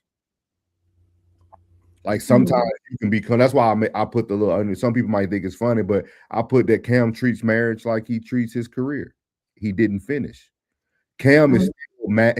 Cam is still pissed off when teams don't call him for a quarterback position, but they'll call Phillip Rivers. Like Cam still has a desire to pursue greatness that he knows he has in him, but never got there. And I think that is something that he probably doesn't feel a wife would be something that, like, let's say if he gets another opportunity, he probably doesn't fulfill his husband duties and try to be what he needs to be. Some people don't like to dive into things that are going to eventually handcuff them from what they really want to do. I'm gonna tell you a perfect example of this, y'all. Marriage ruined the GOAT of football, Tom Brady. He kept making false promises to his wife every season. Hey, babe, this is the last season. I'm gonna retire. I'm gonna put it up. baby, I'm gonna retire. I'm gonna put it up. Then everybody, oh, Tom Brady's coming back for another season. Hey, baby, I'm gonna retire. This is my last hoorah. I just need to come back because we lost that last year. Oh, Tom Brady's coming back for. Oh man, Tom Brady gets paid to the Tampa Bay Buccaneers. And his wife got to a point where, okay, you're not keeping your part of the deal. I'm gonna go cheat on you with your trainer. Not saying it's an equal trade or she had the right to do it. Cheating is cheating, but at the same time, I think some men, marriage holds you back from really being who you need to be in the long term. If you have desires of reaching a higher pinnacle, that's why that's why I feel like Anton's a perfect example, right? Anton can wear the success of being married all these years, right? That's what he kind of wins all his arguments on, right? I'm a married man, I'm a dad, but also when you take a step back, look at what his wife's able to endure to allow him to be where he is. How many women are truly ready to endure what comes with the ride of success? We just watched it, right? With Malcolm and Marie. We just watched it. How many women are really ready to ride with the ebbs and flows of what success comes with? That shit was crazy. So is Cam not at his peak? No. You think that Cam just said in the interview and said he talks to people for a living. Nigga, you just started podcasting. Do you think that once he reaches his peak, he will be more open to locking in? It depends. It depends, but I also on a whole nother journey now. Yeah, I feel like, but that, I don't think people really pay attention to that. Like, I think we look at marriage just as marriage. Like everybody looking at, oh, you happy with this lady, but you don't know everything about the man's life. You don't know everything he's trying to pursue. You don't know about the pouting that the woman might be doing, and he ain't even at his peak yet of the success. He just knocking at the door right now. Mm-hmm. He knows he's on this camera 8 hours a day when he just got done working 12 hours. You getting probably 15 minutes of his time. Like, you already pouting with this. What's gonna happen when when I really get to the point where I'm trying to I think Cam has experienced that. I think he has already experienced that with women. I think he's already experienced that. You know what? You mad at me because I'm practicing every day. I'm working out twice a day. Then I'm spending all my time with, you might think it's my homeboys, but I train with these guys. Some of them my nutritionists, my chefs. We're traveling. I'm doing interviews. I'm going on shows. Like, I'm gonna tell you, Dion lets y'all see it. Well Off Media, when I first started watching them, and you see all the things Dion does in a day, dog, he a coach. This dude will fly from Colorado to Texas to California to New York this dude is traveling 18 hours in a day. Like, what? And then people wonder why he with Carucci. You know why? Because Carucci lives the same type of life. He ain't trying to marry these women, though. He's not trying to marry Carucci. So these men like Cam Newton, they tend to settle with women who could respect the lifestyle. But Cam is willing to let that woman go, too, if she continues to press marriage. Like, right now, social media is ruining Cam's relationship because everybody's pressing him. Everybody's trying to make him a husband when this nigga trying to be a Super Bowl champion. Everybody's trying to make him a husband when he's trying to be a coach for an NFL team. Everybody's trying to make him a husband when he just trying to get his 4th and 1 show to a level of Pat McAfee. Like, this man is in constant competition every day. Like, I don't think women understand this, dog. Like, right now, me, Classic, Plug, from a man standpoint, we in competition. We in competition with Anton Dams. We in competition with Freezy. You know, everybody who's being where we want to be, that's competition. So now we got to look back and say, okay, yeah, they might have it all, but man, I got to get there first. Y'all want me to do all these things before I get to where I need to get to. But then people wonder why these successful people don't be married at the end of the day. You know what I mean? LeBron is a one-off. Steph Curry is a one-off. Look at Steph Curry. Yeah, he just stick it in with his, you know what I mean? But like, so I can't even use him as a good example because his wife talking crazy. But I think LeBron, we don't know a lot about him. He keeps his life to himself. But LeBron is like probably like the 1%, less than 1%. Like, name another athlete that's in a marriage that, for the most part, from the outside looking in, nobody feels like there's any scandals that we are aware of. I mean, Drake almost outed LeBron. We don't even know if LeBron perfect. I think that's why Kendrick took down on Drake. I think Drake was finna expose some things people didn't want the world to see when he with them white girls in Toronto. Hey. But anyway, I'm off my soapbox. But I really feel like his marriage, I feel like his lack of marriage, well, his lack of desire to be married is because he understands where he's trying to go. And a wife could definitely hinder that with him. He's a dad of 9 kids that he takes care of. Coming in and taking half right now. Yeah, like it's a lot. Not with what I'm building. And most of them don't want marriage. They want companionship. And see, that's what he's getting anyway. Cause the only thing that they're really missing is the legality behind it, the paperwork behind it, because he's getting it. He's getting that anyway. Say that one more time, Ray. The only thing he's missing is the paperwork behind it, because they're already. What do you think he's getting though? What from her? What she's trying to say is that she's playing her role as a wife. She's already playing a role as a wife. They're already. Most likely, that's what she's doing. Already playing her role. Yep. And they're just missing people. So he's saying, outside people are huh? What'd you say, Philip? I say we basically already that. You know what I mean? Yeah. Like, I'm pretty sure the only thing he's missing is the legality behind it, the big ceremony, because he's a celebrity. There's going to be a big ceremony behind it and the paperwork behind it. Most likely, they are already functioning as husband and wife. Man, leave them goddamn people alone. They get married. He'll get married when he get ready. Yeah. And that should be nobody's business but his and hers. So he'll get married when he get ready. I think he just needs to stop being so gentle with responding to everybody and trying to make all these long analogies and like, bro, just start telling people what you're trying to do, dog. Stop. People. Hey. I tell y'all the truth. I know y'all want to hear this and we in this interview, and that's cool, but ain't none of y'all damn business, to tell you the truth. Y'all can get off that. And I don't know over several times on different platforms, and y'all answered in, and that's the same answer now. See what the lady Bryant then did, the bullshit. You see what K Michelle did with the bullshit? Yeah. And then look at both of these bitches, they single. Why you worried about the next bitch getting married and your ass single? Make you a record and go shake your ass somewhere, Bryant. That's why I say, man, stop talking to the old. Stop talking to the stop talking to the MPs, man, these miserable bitches. Stop talking to the old, boy. I mean, Plug, go ahead and say what Class said. So you can say it the right way. He said, fuck, man.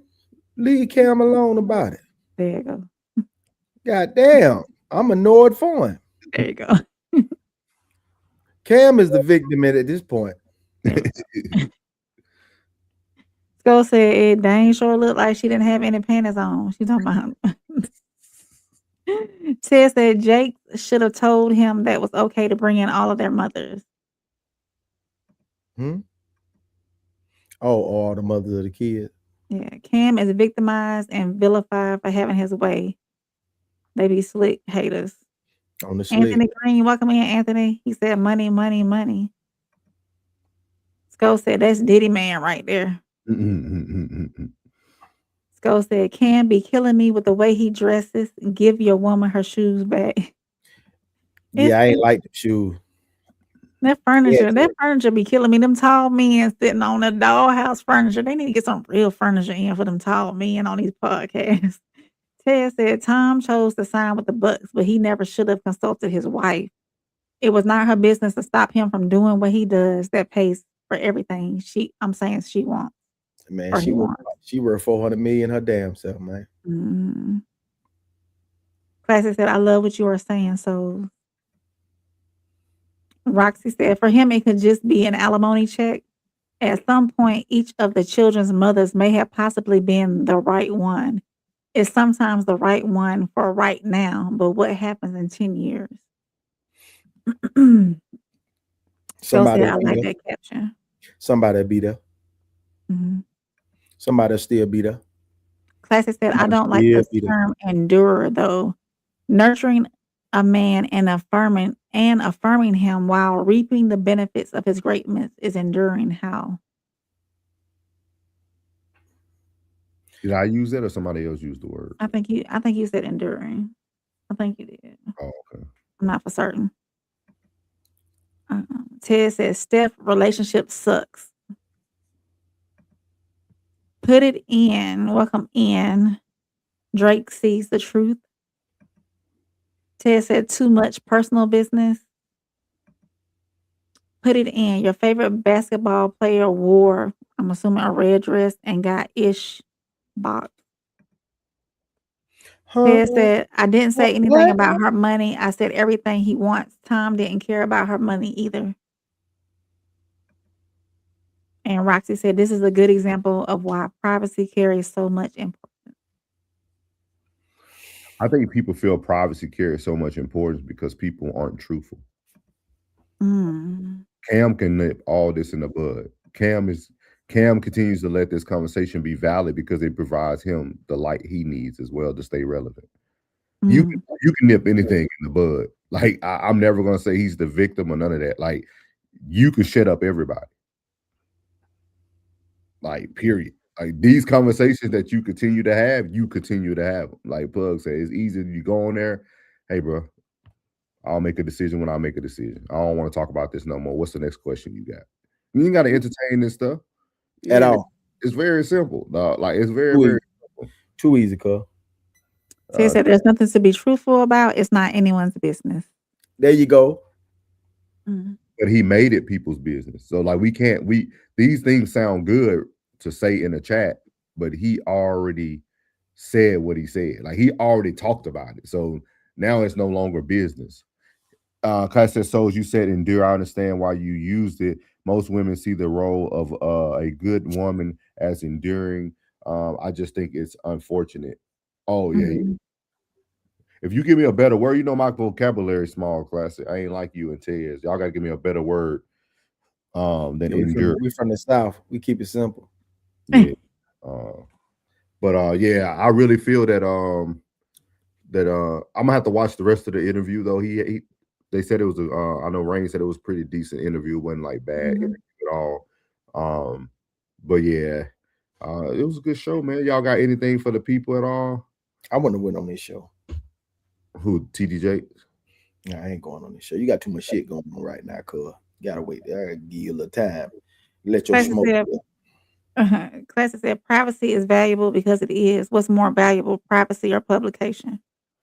I think privacy probably is, but for him, Classic, it's too late.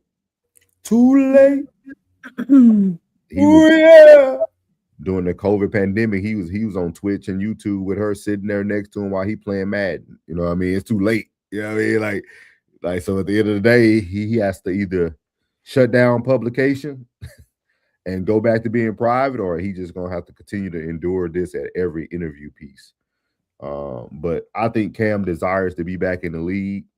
Cam working out with Corey out there in Atlanta. He gonna stay right. He gonna stay. Yeah. So he gonna stay right. He just gotta get the opportunity. He said it's never too late to close up shop. I agree. That's why I say he either got to close publication test or keep the shop open at all times, man. It's one of the two. But we'll see, man. We'll see. I just hope kids whatever people love you giving to me. But tender love so tender, holding me close to you, baby. I surrender. That's what I do every time they ask me that question. Here I stay all alone. Long you do. They be like, why every time he be singing when we ask him that question? He just knows whatever he does will be for clicks. Roxy said hit that like, subscribe, hit all those notifications and share. We appreciate, man. We appreciate everybody who tuned in tonight, man. This one actually was a very good show, man. It was a lot of steady viewing, man, in here. Claressa said Jesus walked with Mary from King of Diamond. So Jamal Bryant stop. being Christ, I let her who without seeing cast the first. Man, boy, stop. That boy fool, man. We'll hit it for Sunday service classic with our other topics we got. But man, as y'all can see at the bottom of the show, we have a live show February 13th in Darien, Illinois, right around the corner. We are now 29? What's that? 30. I think we'll be. What's that? 37 days out. 37. So, yeah. Man, come and hang out with us, man. Yeah, so make sure y'all come hang out with us, get your tickets. Roxy said, be blessed, stay safe, keep your crown held high. Roxy, let us know when you want to come back up to get with Rain so we can get you back up here. Definitely. But other than that, we appreciate everybody again. Make sure y'all check us out. We're going to show our advertisement again at the end of this episode. So make sure y'all go over, get your tickets. They're still on sale right now at the low. Make sure you get those tickets and make sure you book those flights. The weather's going to be pretty decent. It's not reflecting any snow at the time. When we checked out the almanac weather or whatever it's called. So around that time, it is frigid, but no snow. So we should be good. Hopefully, we're going to keep our. Yeah. Yes. Hey, layers and peacoats, baby. Layers and peacoats. And make sure y'all subscribe to all of our channels. We do make up the Raw Society Coalition. Hey. Myself, Conversation with Soft Rain. You got Souls of Thought. You got the Uncle Plug TV. And you seen them in the comments. The Ted's Down. And the Classic Code. So y'all make sure y'all go to each one of these channels. Subscribe to all of us, and definitely make sure you go over to the Raw Society and subscribe. And then on the Raw Society, I just updated the YouTube page. It has the links for all of our socials. You can get your tickets, your merch, and follow us on Instagram, TikTok, X, and go ahead and follow us on Facebook as well. So everything is on our YouTube page now. You can go straight over there and click on all of those links. Just click on See More. And all of those links will pop up. So you'll find us easier there. And I might even go back through and go ahead and add everybody's Instagram handle on there too. So just make sure you follow us, because when we do go live, we always post on our socials on Instagram. We put the link in our stories. So always be watching our stories on Instagram, and come over and see us on, especially the No Middleman panel on Monday, Tuesdays, and Wednesday nights around 8:30, 9:30 Central, in that time frame right there. Awesome. Y'all make sure y'all give money to the Alani Fund for the First Lady of Raw Society, so we can keep her energy up at the beginning of each show. We'll be back tomorrow night with another show for the No Middleman podcast. We appreciate everybody who tuned in, man. Y'all have a safe one and good night. We out. I'ma win any type of way. That's a parlay you could take to them. I'm having that aura, I got that glow. They hate it worse when they know that you know. Walk in the room like I'm covered in gold. I used to suppress it, was about to implode. I used to suppress it, was about to explode. Sore thumb in the room, everywhere that I go. Black sheep for the fam, used to think something was wrong. Took a little time to realize I was chose. Took a little time to realize I was special. Ever since birth, been a cold under pressure. Wanna be great, gotta do a little extra. That's why I grind with obsession. Everything about me irregular, everything about me is pressure. Maximum effort, no box left unchecked on the checklist, no stone left unturned, mash on the gas and etc.